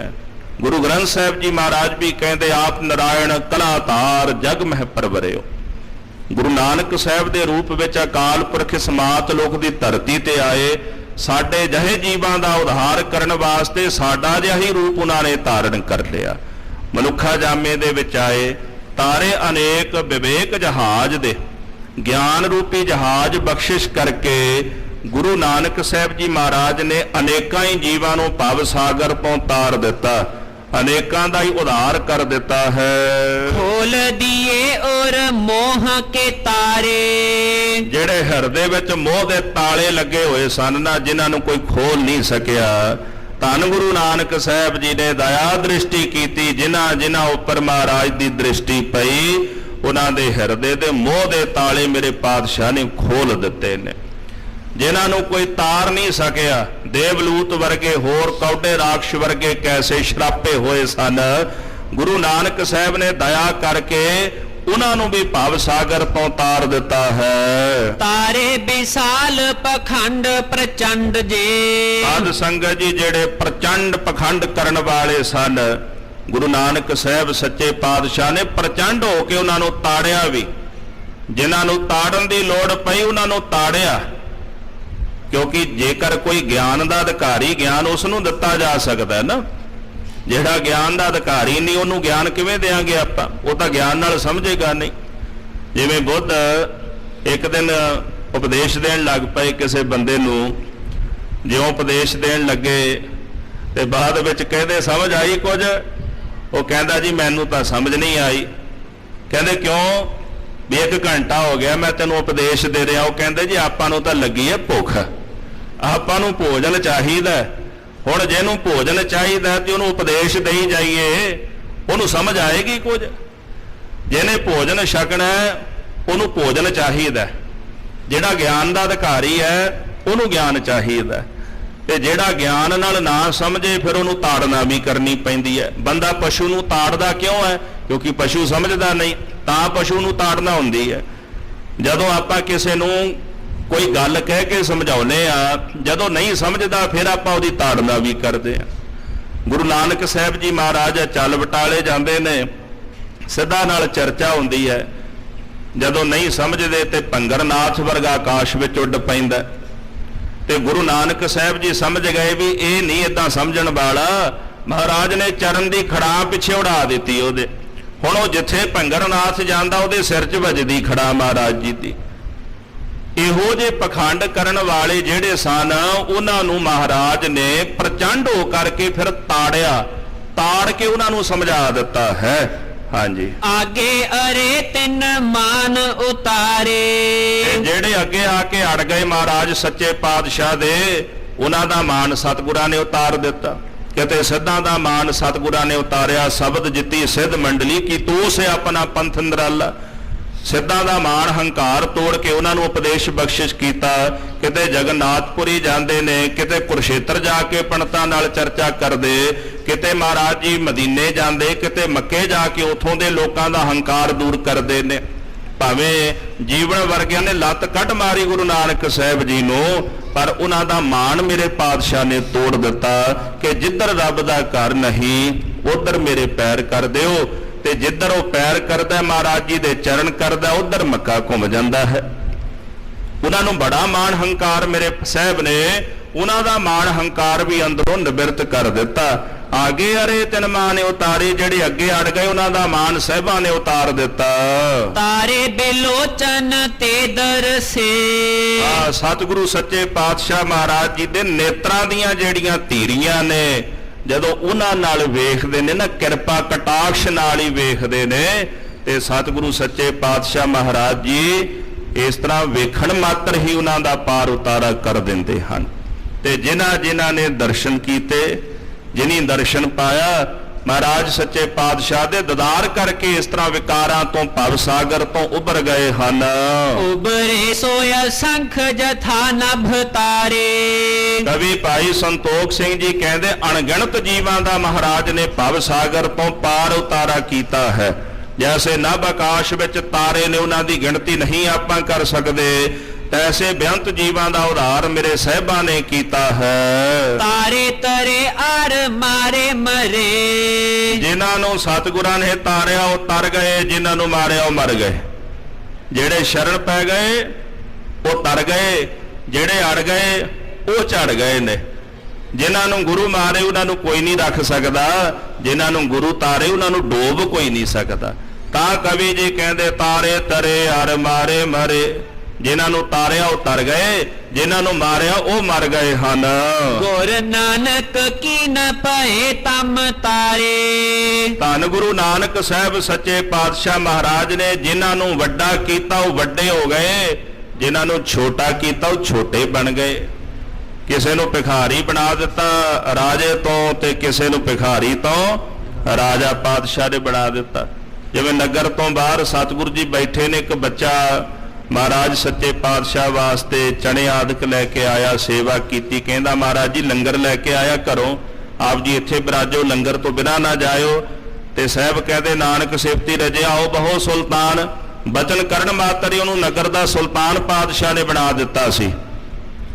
ਜਿਨ੍ਹਾਂ ਨੂੰ ਮਹਾਰਾਜ ਨੇ ਸੁਲਤਾਨ ਬਣਾਇਆ ਉਹ ਸੁਲਤਾਨ ਬਣ ਗਏ। ਤੇ ਸਾਧ ਸੰਗਤ ਜੀ ਜਿਹੜੇ ਹੰਕਾਰ ਕਰਕੇ ਸਨਮੁਖ ਆਏ, ਵੇਖੋ ਮਲਕ ਭਾਗੋ ਵਰਗੇ ਉਹਨਾਂ ਦੀ ਪੱਤ ਵੀ ਫਿਰ ਉਤਰ ਗਈ ਹੈ। ਇਸ ਤਰ੍ਹਾਂ ਜਿਨ੍ਹਾਂ ਨੂੰ ਗੁਰੂ ਵੱਡਾ ਕਰੇ ਉਹ ਵੱਡੇ ਹੋ ਜਾਂਦੇ ਨੇ, ਜਿਨ੍ਹਾਂ ਨੂੰ ਛੋਟਾ ਕਰੇ ਉਹ ਛੋਟੇ ਹੋ ਜਾਂਦੇ ਹਨ। ਚੌਪਈ ਬੰਦ ਨਾ ਹੋਵਹਿ ਸ਼ਰਨ ਮੁਕੰਦ। ਧੰਨ ਗੁਰੂ ਅੰਗਦ ਦੇਵ ਜੀ ਮਹਾਰਾਜ ਸੱਚੇ ਪਾਤਸ਼ਾਹ। ਸ੍ਰੀ ਨਾਨਕ ਅੰਗਦ ਕਰਮਾਨਾ। ਗੁਰੂ ਕਲਗੀਧਰ ਸੱਚੇ ਪਾਤਸ਼ਾਹ ਕਹਿੰਦੇ ਅਸਾਂ ਤਾਂ ਗੁਰੂ ਨਾਨਕ ਸਾਹਿਬ ਜੀ ਨੂੰ ਗੁਰੂ ਅੰਗਦ ਦੇਵ ਜੀ ਦੇ ਰੂਪ ਕਰਕੇ ਵਿੱਚ ਗੁਰੂ ਅੰਗਦ ਦੇਵ ਸਾਹਿਬ ਦਾ ਰੂਪ ਮੰਨਿਆ, ਤੇ ਗੁਰੂ ਅੰਗਦ ਦੇਵ ਸਾਹਿਬ ਨੂੰ ਗੁਰੂ ਨਾਨਕ ਸਾਹਿਬ ਦਾ ਰੂਪ ਮੰਨਿਆ ਹੈ। ਦੋਨੇ ਇੱਕ ਰੂਪ ਹੀ ਨੇ। ਐਸੇ ਮੇਰੇ ਪਾਤਸ਼ਾਹ ਮੁਕੰਦ ਮੁਕਤੀ ਦਾਤੇ ਨੇ। ਜਦੋਂ ਉਹਨਾਂ ਦੀ ਸ਼ਰਨ ਦੇ ਵਿੱਚ ਆਈਏ ਤੇ ਕਿਸੇ ਤਰ੍ਹਾਂ ਦਾ ਫਿਰ ਬੰਧਨ ਨਹੀਂ ਰਹਿੰਦਾ। ਇਹਦਾ ਪਹਿਲਾ ਭਾਵ ਹੈ ਕਿ ਉਹਨਾਂ ਦੀ ਸ਼ਰਨ ਦੇ ਵਿੱਚ ਕੋਈ ਬੰਦਸ਼ ਨਹੀਂ। ਕੋਈ ਵੀ ਆਵੇ, ਕੋਈ ਵੀ ਚਲਾ ਜਾਏ, ਚਾਹੇ ਕੋਈ ਪਾਪੀ ਆਵੇ, ਕੋਈ ਅਪਰਾਧੀ ਆਵੇ, ਸਭ ਦਾ ਹੀ ਭਲਾ ਕਰੀ ਜਾਂਦੇ ਨੇ। ਜਿਵੇਂ ਖਡੂਰ ਸਾਹਿਬ ਦਾ ਮੱਧਪਾਨੀ ਜਿਹੜਾ ਹੰਕਾਰੀ ਚੌਧਰੀ ਆਇਆ, ਉਹਦਾ ਵੀ ਭਲਾ ਮਹਾਰਾਜ ਨੇ ਕੀਤਾ। ਹੁਕਮ ਕਰ ਦਿੱਤਾ ਵੀ ਬਚਨ ਪਾਲ ਨਹੀਂ ਸਾਡਾ, ਵੀ ਅੱਜ ਤੋਂ ਬਾਅਦ ਮਧਰਾ ਦਾ ਸੇਵਨ ਨਾ ਕਰੀ, ਜੇ ਕੀਤਾ ਤੇ ਫਿਰ ਰੋਗ ਆ ਕੇ ਤੈਨੂੰ ਵਿਆਪ ਜਾਣਾ। ਉਹਨਾਂ ਦੇ ਦਰਬਾਰ ਵਿੱਚ ਕੋਈ ਵੀ ਆਵੇ, ਸਭ ਦਾ ਭਲਾ ਹੈ। ਤਾਂ ਕਬੀਰ ਸਾਹਿਬ ਜੀ ਕਹਿੰਦੇ ਕਬੀਰ ਜਿਹ ਦਰ ਆਵਤ ਜਾਤਿਓ ਹਟਕੈ ਨਾਹੀ ਕੋਏ, ਸੋ ਦਰ ਕੈਸੇ ਛੋਡੀਐ ਜੋ ਦਰ ਐਸਾ ਹੋਏ। ਜਿਸ ਦਰ ਦੇ ਉੱਤੇ ਕਿਤੇ ਵੀ ਆਣ ਜਾਣ ਦੀ ਰੁਕਾਵਟ ਨਹੀਂ। ਵੇਖੋ ਕਿਸੇ ਕੋਲੋਂ ਮੰਗਣ ਲਈ ਇੱਕ ਦਿਨ, 2 ਦਿਨ, 4 ਦਿਨ ਜਾਈਏ, ਇੱਕ ਦਿਨ ਅਗਲਾ ਕਹਿੰਦਾ ਰੋਜ਼ ਹੀ ਆ ਜਾਂਦਾ ਮੰਗਣ ਵਾਸਤੇ। ਪਰ ਧੰਨ ਗੁਰੂ ਅੰਗਦ ਦੇਵ ਜੀ ਮਹਾਰਾਜ ਤੁਹਾਡੇ ਦਰਬਾਰ ਵਿੱਚ ਰੋਜ਼ ਮੰਗਣ ਵਾਸਤੇ ਆਈਏ ਨਾ, ਤੇ ਕਦੇ ਰੋਕਿਆ ਨਹੀਂ ਜਾਂਦਾ, ਟੋਕਿਆ ਨਹੀਂ ਜਾਂਦਾ, ਵੀ ਰੋਜ਼ ਹੀ ਆ ਜਾਂਦੇ ਹੋ ਮੰਗਣ ਵਾਸਤੇ। ਐਸੀ ਤੁਹਾਡੀ ਸ਼ਰਨ ਹੈ। ਹੁਣ ਦੂਜਾ ਭਾਵ, ਜਿਨ੍ਹਾਂ ਨੇ ਧੰਨ ਗੁਰੂ ਅੰਗਦ ਦੇਵ ਜੀ ਮਹਾਰਾਜ ਜੀ ਦੀ ਸ਼ਰਨ ਗ੍ਰਹਿਣ ਕਰ ਲਈ, ਐਸੇ ਮੁਕਤੀ ਦਾਤੇ ਨੇ, ਉਹਨਾਂ ਨੂੰ ਫਿਰ ਕਦੇ ਜਮ ਰੋਕਦੇ ਨਹੀਂ ਹਨ, ਉਹ ਮੁਕਤ ਹੋ ਜਾਂਦੇ ਹਨ। ਕੰਦੇ ਆਨੰਦ ਤ੍ਰਿਹਣ ਕੁਲ ਚੰਦ। ਤ੍ਰਿਹਣ ਕੁਲ ਦੇ ਚੰਦ ਚੰਦਰਮਾ, ਉਹਨਾਂ ਦੇ ਜਸ ਨੂੰ ਉਜਲਾ ਕਰਨ ਵਾਲੇ। ਜਿਨ੍ਹਾਂ ਨੂੰ ਕੋਈ ਨਹੀਂ ਸੀ ਜਾਣਦਾ, ਧੰਨ ਗੁਰੂ ਅੰਗਦ ਦੇਵ ਜੀ ਮਹਾਰਾਜ ਚੰਦਰਮਾ ਰੂਪ ਹੋ ਕਰਕੇ ਤ੍ਰਿਣ ਕੁਲ ਵਿੱਚ ਪ੍ਰਗਟ ਹੋਏ ਤੇ ਉਹਨਾਂ ਦਾ ਜਸ ਮਾਣ ਵੀ ਵਧਾ ਦਿੱਤਾ ਮੇਰੇ ਪਾਤਸ਼ਾਹ ਨੇ। ਤਾਂ ਐਸੇ ਪਾਤਸ਼ਾਹ ਜੀ ਆਨੰਦ ਦਾ ਮੂਲ ਹਨ। ਸਰਬ ਆਨੰਦ ਉਹਨਾਂ ਦੇ ਚਰਨਾਂ ਦੇ ਵਿੱਚੋਂ ਪ੍ਰਾਪਤ ਹੁੰਦਾ। ਆਨੰਦ ਆਨੰਦ ਸਭ ਕੋ ਕਹੈ, ਆਨੰਦ ਗੁਰੂ ਤੇ ਜਾਣਿਆ ਜਾਣਿਆ, ਆਨੰਦ ਸਦਾ ਗੁਰ ਤੇ ਕਿਰਪਾ ਕਰੇ ਪਿਆਰਿਆ, ਕਰ ਕਿਰਪਾ ਕਿਲਵੇ ਕੱਟੇ ਗਿਆਨ ਅੰਜਨ ਸਾਰਿਆ, ਅੰਦਰੋਂ ਜਿਨ ਕਾ ਮੋਹ ਟੁੱਟਾ ਤਿਨ ਕਾ ਸ਼ਬਦ ਸੱਚਾ ਸਵਾਰਿਆ। ਆਨੰਦ ਦੀ ਗੱਲ ਤਾਂ ਹਰ ਕੋਈ ਕਰਦਾ, ਕਿਸੇ ਨੂੰ ਭੋਜਨ ਛਕ ਕੇ ਆ ਜਾਂਦਾ ਹੈ, ਕਿਸੇ ਨੂੰ ਚੰਗੇ ਕੱਪੜੇ ਪਾ ਕੇ ਆ ਜਾਂਦਾ ਹੈ, ਕਿਸੇ ਨੂੰ ਚੰਗੇ ਮਹਿਲ ਵਿੱਚ ਰਹਿ ਕੇ ਆਨੰਦ ਆ ਜਾਂਦਾ ਹੈ। ਮਹਾਰਾਜ ਜੀ ਕਹਿੰਦੇ ਆਨੰਦ ਦੀ ਗੱਲ ਹਰ ਕੋਈ ਕਰਦਾ, ਪਰ ਆਨੰਦ ਹੈ ਕਿ ਇਹ ਆਨੰਦ ਅਸੀਂ ਆਪਣੇ ਪਾਤਸ਼ਾਹ ਗੁਰੂ ਅੰਗਦ ਦੇਵ ਸਾਹਿਬ ਜੀ ਦੇ ਕੋਲੋਂ ਜਾਣਿਆ ਹੈ। ਗੁਰੂ ਅਮਰਦਾਸ ਸਾਹਿਬ ਜੀ ਕਹਿੰਦੇ ਆਨੰਦ ਆਨੰਦ ਸਭ ਕੋ ਕਹੈ, ਆਨੰਦ ਗੁਰੂ ਤੇ ਜਾਣਿਆ। ਇਹ ਆਨੰਦ ਮੈਂ ਗੁਰੂ ਅੰਗਦ ਦੇਵ ਸਾਹਿਬ ਜੀ ਤੋਂ ਜਾਣਿਆ ਵੀ ਆਨੰਦ ਕੀ ਹੁੰਦਾ ਹੈ। 12 ਸਾਲ ਗਾਗਰ ਢੋਈ, ਆਨੰਦ ਵਿੱਚ ਹੀ ਢੋਈ। 12 ਸਾਲ ਸੇਵਾ ਕੀਤੀ ਮਹਾਰਾਜ ਸੱਚੇ ਪਾਤਸ਼ਾਹ ਨੇ। हे ਪਾਤਸ਼ਾਹ ਐਸੀ ਆਪ ਜੀ ਆਨੰਦ ਦੇ ਮੂਲ ਹੋ। ਚੰਦਨ ਚਰਚਿਤ ਸੋ ਜਸ ਅਮੰਦ। ਆਪ ਜੀ ਦਾ ਜਿਹੜਾ ਸ੍ਰੇਸ਼ਟ ਜਸ ਹੈ, ਆਨੰਦ ਨਾ ਘਟਣੇ ਵਾਲਾ ਹੈ, ਸਦਾ ਇੱਕ ਰਸ ਰਹਿਣ ਵਾਲਾ ਹੈ। ਤਾਂ ਕਹਿੰਦੇ ਜਿਵੇਂ ਚੰਦਨ ਦਾ ਛਿੜਕਾਓ ਕੀਤਾ ਹੁੰਦਾ ਨਾ, ਉਹਦੀ ਸੁਗੰਧੀ ਆਉਂਦੀ ਹੈ, ਇਸੇ ਪ੍ਰਕਾਰ ਸਾਰੇ ਸੰਸਾਰ ਦੇ ਵਿੱਚੋਂ ਤੁਹਾਡੇ ਜਸ ਦੀ ਸੁਗੰਧੀ ਆ ਰਹੀ ਹੈ। ਤੇ ਦੂਸਰਾ ਇਹਦਾ ਭਾਵ ਹੈ ਕਿ ਜਿਨ੍ਹਾਂ ਨੇ ਆਪਣੀ ਰਸਨਾ ਨਾਲ ਪਾਤਸ਼ਾਹ ਤੁਹਾਡਾ ਜਸ ਕੀਤਾ, ਉਹਨਾਂ ਦੇ ਹਿਰਦੇ ਵਿੱਚੋਂ ਵੀ ਭਗਤੀ ਦੀ ਚੰਦਨ ਦੀ ਸੁਗੰਧੀ ਆਉਣ ਲੱਗ ਪੈਂਦੀ ਹੈ। ਮੰਦਿਰ ਗੁਣ ਗੁਰ ਅੰਗਦ ਬੰਦ। ਇਹ ਗੁਰੂ ਅੰਗਦ ਦੇਵ ਜੀ ਮਹਾਰਾਜ ਆਪ ਜੀ ਮੰਦਰ ਹੋ ਗੁਣਾਂ ਦਾ, ਘਰ ਹੋ ਗੁਣਾਂ ਦਾ, ਤੇ ਹੱਥ ਜੋੜ ਕੇ ਤੁਹਾਡੇ ਚਰਨਾਂ ਵਿੱਚ ਮੈਂ ਬਾਰੰਬਾਰ ਬੰਦਨਾ ਕਰਦਾ, ਨਮਸਕਾਰ ਕਰਦਾ ਹਾਂ। ਪਾਰਨ ਕਰ ਸਿੱਖੀ ਵਿਸਤਾਰਨ। ਧੰਨ ਗੁਰੂ ਅਮਰਦਾਸ ਸੱਚੇ ਪਾਤਸ਼ਾਹ, ਭੱਲੇ ਅਮਰਦਾਸ ਗੁਣ ਤੇਰੇ, ਤੇਰੀ ਉਪਮਾ ਤੋਹੇ ਬਣਿਆ ਵੈ। ਕੋਈ ਜਗ ਵਿੱਚ ਐਸਾ ਹੈ ਹੀ ਨਹੀਂ ਜਿਹਦੇ ਨਾਲ ਸਤਿਗੁਰਾਂ ਦੀ ਤੁਲਨਾ ਕੀਤੀ ਜਾਏ। ਤੁਲਨਾ ਤਾਂ ਉਸ ਵਸਤੂ ਦੀ, ਉਸ ਚੀਜ਼ ਦੀ ਕੀਤੀ ਜਾ ਸਕਦੀ ਜਿਹਦੇ ਤੁਲ ਕੋਈ ਦੂਜਾ ਹੋਵੇ। हे ਗੁਰੂ ਅਮਰਦਾਸ ਮਹਾਰਾਜ ਜੀ, ਤੁਹਾਡੇ ਤੁਲ ਇਸ ਜਗ ਵਿੱਚ ਕੋਈ ਹੋਰ ਹੈ ਹੀ ਨਹੀਂ। ਕਿਹਦੇ ਨਾਲ ਤੁਹਾਡੀ ਤੁਲਨਾ ਕਰੀਏ, ਕਿਹਦੇ ਨਾਲ ਤੁਹਾਡੀ ਉਪਮਾ ਕਰੀਏ। ਤੁਹਾਡੇ ਜੇ ਤਾਂ ਕੇਵਲ ਤੁਸੀਂ ਹੋ, ਜੈਸਾ ਤੂੰ ਤੈਸਾ ਤੂੰ ਹੀ, ਕਿਆ ਉਪਮਾ ਦੀਜੈ। ਜੈਸੇ ਤੁਸੀਂ ਵੈਸੇ ਤੁਸੀਂ ਹੀ ਹੋ। ਐਸੇ ਮੇਰੇ ਪਾਤਸ਼ਾਹ ਗੁਰੂ ਅਮਰਦਾਸ ਸਾਹਿਬ ਜੀ, ਜਿਨ੍ਹਾਂ ਨੇ ਸਿੱਖੀ ਨੂੰ ਪਾਲਿਆ ਤੇ ਸਿੱਖੀ ਨੂੰ ਫੈਲਾਇਆ। ਗੁਰੂ ਅਮਰਦਾਸ ਮਹਾਰਾਜ ਨੇ 22 ਮੰਜੀਆਂ ਮਹਾਰਾਜ ਸੱਚੇ ਪਾਤਸ਼ਾਹ ਨੇ ਥਾਪੀਆਂ ਤੇ ਸਿੱਖੀ ਦਾ ਪ੍ਰਚਾਰ ਕਰਨ ਵਾਸਤੇ। ਔਰ ਜਿਨ੍ਹਾਂ ਗੁਰਸਿੱਖਾਂ ਨੂੰ ਥਾਪਿਆ ਉਹ ਬ੍ਰਹਮ ਗਿਆਨੀ ਗੁਰਸਿੱਖ ਪਿਆਰੇ ਸਨ ਕਿ ਜਾਓ ਜਾ ਕੇ ਭਾਈ ਸਿੱਖੀ ਦਾ ਪ੍ਰਚਾਰ ਕਰੋ। ਉਹਨਾਂ ਸੇਵਾ ਕੀਤੀ, ਕਮਾਈ ਕੀਤੀ, ਨਾਮ ਦੀ ਦਾਤ ਲਈ ਤੇ ਜਾ ਕੇ ਨਾਮ ਦੀ ਦਾਤ ਅੱਗੇ ਸੰਸਾਰ ਵਿੱਚ ਵੰਡੀ, ਜਪਿਆ ਤੇ ਦੂਜਿਆਂ ਨੂੰ ਜਪਾਇਆ। ਇਸ ਤਰ੍ਹਾਂ ਗੁਰੂ ਅਮਰਦਾਸ ਮਹਾਰਾਜ ਨੇ ਸਿੱਖੀ ਨੂੰ ਪਾਲ ਕੇ ਸਿੱਖੀ ਦਾ ਵਿਸਥਾਰ ਕੀਤਾ ਹੈ। ਪਾਰਦ ਮਨ ਥਿਰ ਕੀਏ ਵਿਸਤਾਰ ਨਾ। ਇਹ ਜਿਹੜਾ ਮਨ ਪਾਰੇ ਵਾਂਗੂ ਹੈ, ਜਿਵੇਂ ਪਾਰਾ ਨਹੀਂ ਟਿਕਦਾ, ਮਨ ਵੀ ਇਦਾਂ ਨਹੀਂ ਟਿਕਦਾ ਸਾਡਾ। ਪਲ ਵਿੱਚ ਭਗਤ ਬਣ ਜਾਂਦਾ ਹੈ, ਪਲ ਵਿੱਚ ਸਾਖਤ ਬਣ ਜਾਂਦਾ ਹੈ, ਪਲ ਵਿੱਚ ਇਹਨੂੰ ਅੰਦਰੋਂ ਆਨੰਦ ਪ੍ਰਾਪਤ ਹੋਣ ਲੱਗ ਪੈਂਦਾ, ਇੱਕ ਪਲ ਦੇ ਵਿੱਚ ਵਿਸ਼ਈ ਵੀ ਹੋ ਜਾਂਦਾ ਹੈ। ਮਨ ਦਾ ਕੀ ਭਰੋਸਾ ਹੈ ਵੀ ਇਹਨੇ ਕੀ ਕਰਨਾ। ਮੈਂ ਇੱਕ ਬਚਨ ਪੜ੍ਹਿਆ ਇੱਕ ਗੋਰੇ ਦਾ, ਉਹ ਕਹਿੰਦਾ ਵੀ ਜੇ ਮੈਂ ਕਿਸੇ ਨਾਲ ਲੜ ਪਵਾਂ ਨਾ, ਜੇ ਕਿਸੇ ਨਾਲ ਲੜ ਪਵਾਂ ਤੇ ਮੈਂ ਅਗਲੇ ਨੂੰ ਕਹਿੰਦਾ ਵੀ ਕੱਲ ਨੂੰ ਆ ਕੇ ਨਾ ਫਿਰ ਤੇਰੇ ਨਾਲ ਲੜਾਈ ਕਰਾਂਗਾ, ਕੱਲ ਨੂੰ ਆ ਕੇ। ਕਿਸੇ ਨੇ ਆਖਿਆ ਵੀ ਇਦਾਂ ਕਿਉਂ? ਕਹਿੰਦਾ ਮਨ ਦਾ ਕੀ ਹੈ ਵੀ ਅੱਜ ਗੁੱਸੇ 'ਚ ਹੈ ਤੇ ਕੱਲ ਨੂੰ ਸ਼ਾਂਤ ਹੋ ਜਾਣਾ, ਇਹਦਾ ਕੀ ਹੈ ਵੀ ਜੇ ਹੁਣ ਲੜਾਈ ਕਰਾਂਗਾ ਤੇ ਲੜਾਈ ਵੱਧ ਜਾਏਗੀ ਤੇ ਮੈਂ ਅਗਲੇ ਨੂੰ ਕਹਿੰਦਾ ਵੀ ਕੱਲ ਨੂੰ ਆ ਕੇ ਲੜਾਂਗਾ, ਇੰਨੇ ਨੂੰ ਮਨ ਸ਼ਾਂਤ ਹੋ ਜਾਂਦਾ ਹੈ। ਕਹਿੰਦੇ ਮਨ ਦਾ ਕੀ ਹੈ, ਇਹ ਪਲ ਵਿੱਚ ਕੀ ਹੈ ਤੇ ਪਲ ਵਿੱਚ ਕੀ ਹੈ। ਕਬਹੂ ਜੀੜਾ ਊਬ ਚੜ੍ਹਤ ਹੈ, ਕਬਹੂ ਜਾਏ ਪਿਆਲੇ। ਇਹ ਮਨ ਦੀ ਅਵਸਥਾ ਹੈ। ਪਾਰੇ ਵਾਂਗੂ ਇਹ ਮਨ ਕਦੇ ਟਿਕਦਾ ਨਹੀਂ। ਪਰ ਧੰਨ ਗੁਰੂ ਅਮਰਦਾਸ ਸੱਚੇ ਪਾਤਸ਼ਾਹ, ਤੁਸਾਂ ਦਇਆ ਕੀਤੀ, ਆਪਣੇ ਪਿਆਰਿਆਂ ਦਾ ਇਹ ਮਨ ਟਿਕਾ ਦਿੱਤਾ। ਤੇ ਜਿਨ੍ਹਾਂ ਦਾ ਮਨ ਤੁਸੀਂ ਟਿਕਾਇਆ, ਮੁੜ ਕੇ ਉਹਨਾਂ ਦਾ ਮਨ ਫਿਰ ਭੜਕਿਆ ਨਹੀਂ। ਉਹਨਾਂ ਦਾ ਮਨ ਤੁਹਾਡੇ ਵਿੱਚ ਅਭੇਦ ਹੋ ਕੇ ਤੁਹਾਡਾ ਹੀ ਰੂਪ ਹੋ ਗਿਆ। ਭਾਈ ਪਾਰੋ ਜੁਲਕਾ ਵਾਂਗੂ ਤੁਹਾਡੇ ਹੀ ਸਰੂਪ ਬਣ ਗਏ ਹਨ। ਪਾਦ ਸੋ ਪਰੇ ਕਰੇ ਨਿਸਤਾਰਨ। ਇਸ ਤਰ੍ਹਾਂ ਜਿਹੜੇ ਤੁਹਾਡੇ ਪਾਦ ਸੋ ਪਰੇ ਚਰਨਾਂ ਵਿੱਚ ਆ ਪਏ ਨੇ, ਜਿਹੜੇ ਤੁਹਾਡੇ ਚਰਨਾਂ 'ਚ ਟਹਿ ਪਏ, ਇਹੋ ਜਗ ਜਲਤਾ ਦੇਖ ਕੇ ਭਜ ਪਏ ਸਤਿਗੁਰ ਸਰਣਾ। ਜਿਨ੍ਹਾਂ ਨੇ ਵੇਖਿਆ ਵੀ ਸੰਸਾਰ ਕਾਮ ਕ੍ਰੋਧ ਲੋਭ ਮੋਹ ਹੰਕਾਰ ਦੀ ਅੱਗ ਵਿੱਚ ਸੜ ਰਿਹਾ ਹੈ, ਉਹ ਭੱਜ ਕੇ ਆ ਕੇ ਮਹਾਰਾਜ ਦੀ ਸ਼ਰਨ ਗੁਰੂ ਕੇ ਚਰਨਾਂ ਦੇ ਵਿੱਚ ਆ ਲਿਪਟੇ। ਜਦੋਂ ਬੱਚਾ ਭੈ ਵਿੱਚ ਆਉਂਦਾ ਹੈ, ਉਹ ਜਾ ਕੇ ਮਾਂ ਦੇ ਚਰਨੀ ਲਿਪਟ ਜਾਂਦਾ ਹੈ, ਮਾਂ ਦੀ ਗੋਦ ਵਿੱਚ ਬਹਿ ਜਾਂਦਾ ਹੈ। ਗੁਰਸਿੱਖਾਂ ਨੇ ਵੇਖਿਆ ਸੰਸਾਰ ਸੜ ਰਿਹਾ ਹੈ ਤੇ ਉਹ ਭੱਜ ਕੇ ਗੁਰੂ ਅਮਰਦਾਸ ਮਹਾਰਾਜ ਦੇ ਚਰਨਾਂ ਦੇ ਵਿੱਚ ਆ ਗਏ। ਤੇ ਜਿਹੜੇ ਗੁਰੂ ਅਮਰਦਾਸ ਸਾਹਿਬ ਦੇ ਚਰਨਾਂ ਵਿੱਚ ਆਏ ਨੇ ਕਰੇ ਨਿਸਤਾਰਨ, ਉਹਨਾਂ ਨੂੰ ਮੇਰੇ ਪਾਤਸ਼ਾਹ ਨੇ ਭਵ ਸਾਗਰ ਤੋਂ ਤਾਰ ਦਿੱਤਾ ਹੈ। ਰਵ ਸ਼੍ਰੀ ਅਮਰ ਜੀਅਤ ਨਿਸਤਾਰਨ। ਗੁਰੂ ਅਮਰਦਾਸ ਮਹਾਰਾਜ ਜੀ ਸੂਰਜਵਤ ਨੇ ਆਪਣੇ ਪਿਆਰਿਆਂ ਦੇ ਹਿਰਦੇ ਵਿੱਚੋਂ ਅਗਿਆਨਤਾ ਦਾ ਹਨੇਰਾ ਕੱਟਣ ਵਾਲੇ ਨੇ ਮੇਰੇ ਪਾਤਸ਼ਾਹ ਜੀ।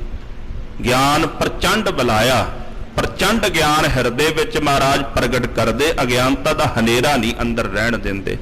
ਸੂਰਜ ਵੇਖੋ, ਜੇ ਆਪਾਂ ਦੂਰੋਂ ਵੇਖੀਏ ਨਾ ਛੋਟਾ ਜਿਹਾ ਲੱਗਦਾ, ਪਰ ਵੇਖੋ ਪ੍ਰਕਾਸ਼ ਕਿੱਦਾਂ ਉਹਦਾ ਸਾਰੀ ਧਰਤੀ ਦੇ ਉੱਪਰੋਂ ਹਨੇਰਾ ਮਿਟਾ ਦਿੰਦਾ, ਰਾਤ ਖਤਮ ਕਰ ਦਿੰਦਾ ਹੈ। ਧੰਨ ਗੁਰੂ ਅਮਰਦਾਸ ਸੱਚੇ ਪਾਤਸ਼ਾਹ ਪ੍ਰਭ ਸੂਰਜ ਦੇ ਵਾਂਗੂ ਹੋ। ਇਸੇ ਤਰ੍ਹਾਂ ਸਮਸਤ ਜੀਵਾਂ ਦੇ ਹਿਰਦੇ ਵਿੱਚੋਂ ਅਗਿਆਨਤਾ ਦਾ ਹਨੇਰਾ ਕੱਟ ਕੇ ਗਿਆਨ ਦਾ ਪ੍ਰਕਾਸ਼ ਕਰਨ ਵਾਲੇ ਹੋ। ਤੇ ਇਸ ਤਰ੍ਹਾਂ ਫਿਰ ਆਪਣੇ ਪਿਆਰਿਆਂ ਨੂੰ ਤਾਰਦੇ ਹੋ ਭਵ ਸਾਗਰ ਤੋਂ।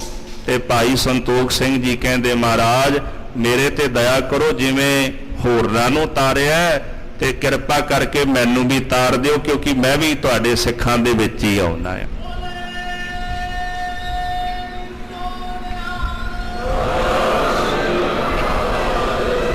ਸਾਹਿਬ ਦੀ ਗੁਰਬਾਣੀ ਕਹਿੰਦੀ, ਮੈਂ ਮੂਰਖ ਕੀ ਕੇਤਕ ਬਾਤ ਹੈ, ਕੋਟ ਅਪਰਾਧੀ ਤਰਿਆ ਰੇ। ਇੱਥੇ ਤਾਂ ਤੁਹਾਡੀ ਸ਼ਰਨ ਦੇ ਵਿੱਚ ਆ ਕੇ ਕਰੋੜਾਂ ਅਪਰਾਧੀ ਤਰ ਗਏ ਨੇ। ਗੁਰੂ ਨਾਨਕ ਜਿਨ ਸੁਣਿਆ ਪੇਖਿਆ, ਸੇ ਫਿਰ ਗਰਬਾਸ ਨਾ ਪਰਿਆ ਰੇ। ਐਸੇ ਧੰਨ ਗੁਰੂ ਅਮਰਦਾਸ ਸੱਚੇ ਪਾਤਸ਼ਾਹ ਮਹਾਰਾਜ ਦੇ ਚਰਨਾਂ ਤੇ ਬਾਰੰਬਾਰ ਸਾਡੀ ਨਮਸਕਾਰ ਹੈ। ਤੋ ਭਾਈ ਸੰਤੋਖ ਸਿੰਘ ਜੀ ਅੱਗੇ ਪਾਤਸ਼ਾਹੀਆਂ ਦੇ ਸਤਿਗੁਰਾਂ ਦੇ ਮੰਗਲ ਕਰਕੇ ਗੁਰਦੇਵ ਦੀ ਉਸਤਤੀ ਕਰਨਗੇ। ਕੱਲ ਆਪਾਂ ਇਹ ਪ੍ਰਕਰਨ ਸਰਵਣ ਕਰਾਂਗੇ। ਸਮੇਂ ਦੇ ਲਿਹਾਜ਼ ਨਾਲ ਸਮਾਪਤੀ ਹੈ। ਪਾਤਸ਼ਾਹ ਜੀ ਦਾ ਜਸ ਕਰਦਿਆਂ ਜੈਸੇ ਗੁਰੂ ਸਾਹਿਬ ਦਇਆ ਕਰਦੇ ਨੇ, ਸਤਿਗੁਰੂ ਸੱਚੇ ਪਾਤਸ਼ਾਹ ਜੀ ਦੀ ਵਡਿਆਈ ਕਰੀਦੀ ਹੈ। ਸਤਿਗੁਰੂ ਸਿਰ ਤੇ ਮਿਹਰ ਭਰਿਆ ਹੱਥ ਰੱਖਣ, ਆਪ ਜੀ ਨੇ ਵੀ ਅਸੀਸ ਬਖਸ਼ਣੀ। ਇਸੇ ਤਰ੍ਹਾਂ ਗੁਰੂ ਸਾਹਿਬ ਸੱਚੇ ਪਾਤਸ਼ਾਹ ਜੀ ਦੀ ਉਸਤਤ ਕਰਦੇ ਰਹੀਏ।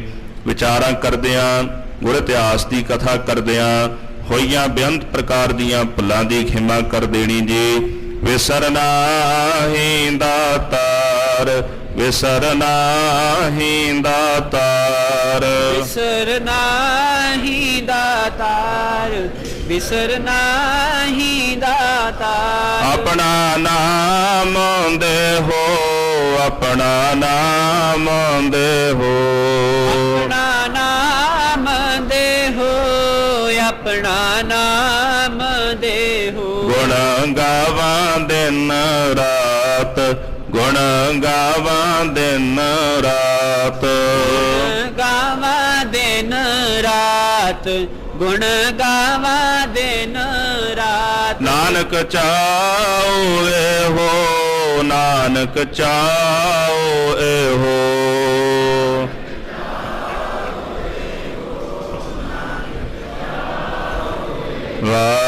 ਵਾਹਿਗੁਰੂ ਵਾਹਿਗੁਰੂ ਵਾਹਿਗੁਰੂ, ਵਾਹਿਗੁਰੂ ਵਾਹਿਗੁਰੂ ਵਾਹਿਗੁਰੂ, ਵਾਹਿਗੁਰੂ ਵਾਹਿਗੁਰੂ ਵਾਹਿਗੁਰੂ, ਵਾਹਿਗੁਰੂ ਵਾਹਿਗੁਰੂ ਵਾਹਿਗੁਰੂ, ਵਾਹਿਗੁਰੂ ਵਾਹਿਗੁਰੂ ਵਾਹਿਗੁਰੂ, ਵਾਹਿਗੁਰੂ ਵਾਹਿਗੁਰੂ ਵਾਹਿਗੁਰੂ। हे अच्युत हे पार ब्रह्म ਅਬਨਾਸੀ ਅਗਨਾਸ, पूरन हे सर्व मैं ਦੁਖ ਭੰਜਨ ਗੁਣ ਤਾਸ। हे संगी हे निरंकार, ਏ ਨਿਰਗੁਣ ਸਭ ਟੇਕ, हे गोविंद हे गुण निधान ਜਾ ਕੈ ਸਦਾ ਬਿਬੇਕ। हे अपरंपर हर हरे, ਇਹ ਭੀ ਹੋਵਨ ਹਾਰ, हे ਸੰਤਾ ਕੈ ਸਦਾ ਸੰਗ ਨਿਧਾਰਾ ਆਧਾਰ ਏ ਠਾਕੁਰ ਹਉ ਦਾਸਰੋ ਮੈਂ ਨਿਰਗੁਣ ਗੁਣ ਨਹੀਂ ਕੋਈ ਨਾਨਕ ਦੀਜੈ ਨਾਮ ਦਾਨ ਰਾਖੋ ਹੀਐ ਪਰੋਏ ਆਏ ਪ੍ਰਭ ਸਰਣਾਗਤੀ ਕਿਰਪਾ ਨਿਤ ਦਇਆਲੁ ਏਕ ਅਖਰ ਹਰ ਮਨ ਬਸਤੁ ਨਾਨਕ ਹੋਤ ਨਿਹਾਲੁ ਵਾਹਿਗੁਰੂ ਨਾਮ ਜਹਾਜ ਹੈ ਚੜੇ ਸੋ ਉਤਰੇ ਪਾਰ ਜੋ ਸ਼ਰਧਾ ਕਰ ਸੇਵੰਦੇ ਗੁਰ ਪਾਰ ਉਤਾਰਨ ਹਾਰੂ ਵਾਹਿਗੁਰੂ ਨਾਮ ਜਹਾਜ ਹੈ ਚੜੇ ਸੋ ਉਤਰੇ ਪਾਰ ਜੋ ਸ਼ਰਧਾ ਕਰ ਸੇਵੰਦੇ ਗੁਰ ਪਾਰ ਉਤਾਰਨ ਹਾਰੂ ਵਾਹਿਗੁਰੂ ਜੀ ਕਾ ਖਾਲਸਾ ਵਾਹਿਗੁਰੂ ਜੀ ਕੀ ਫਤਿਹ।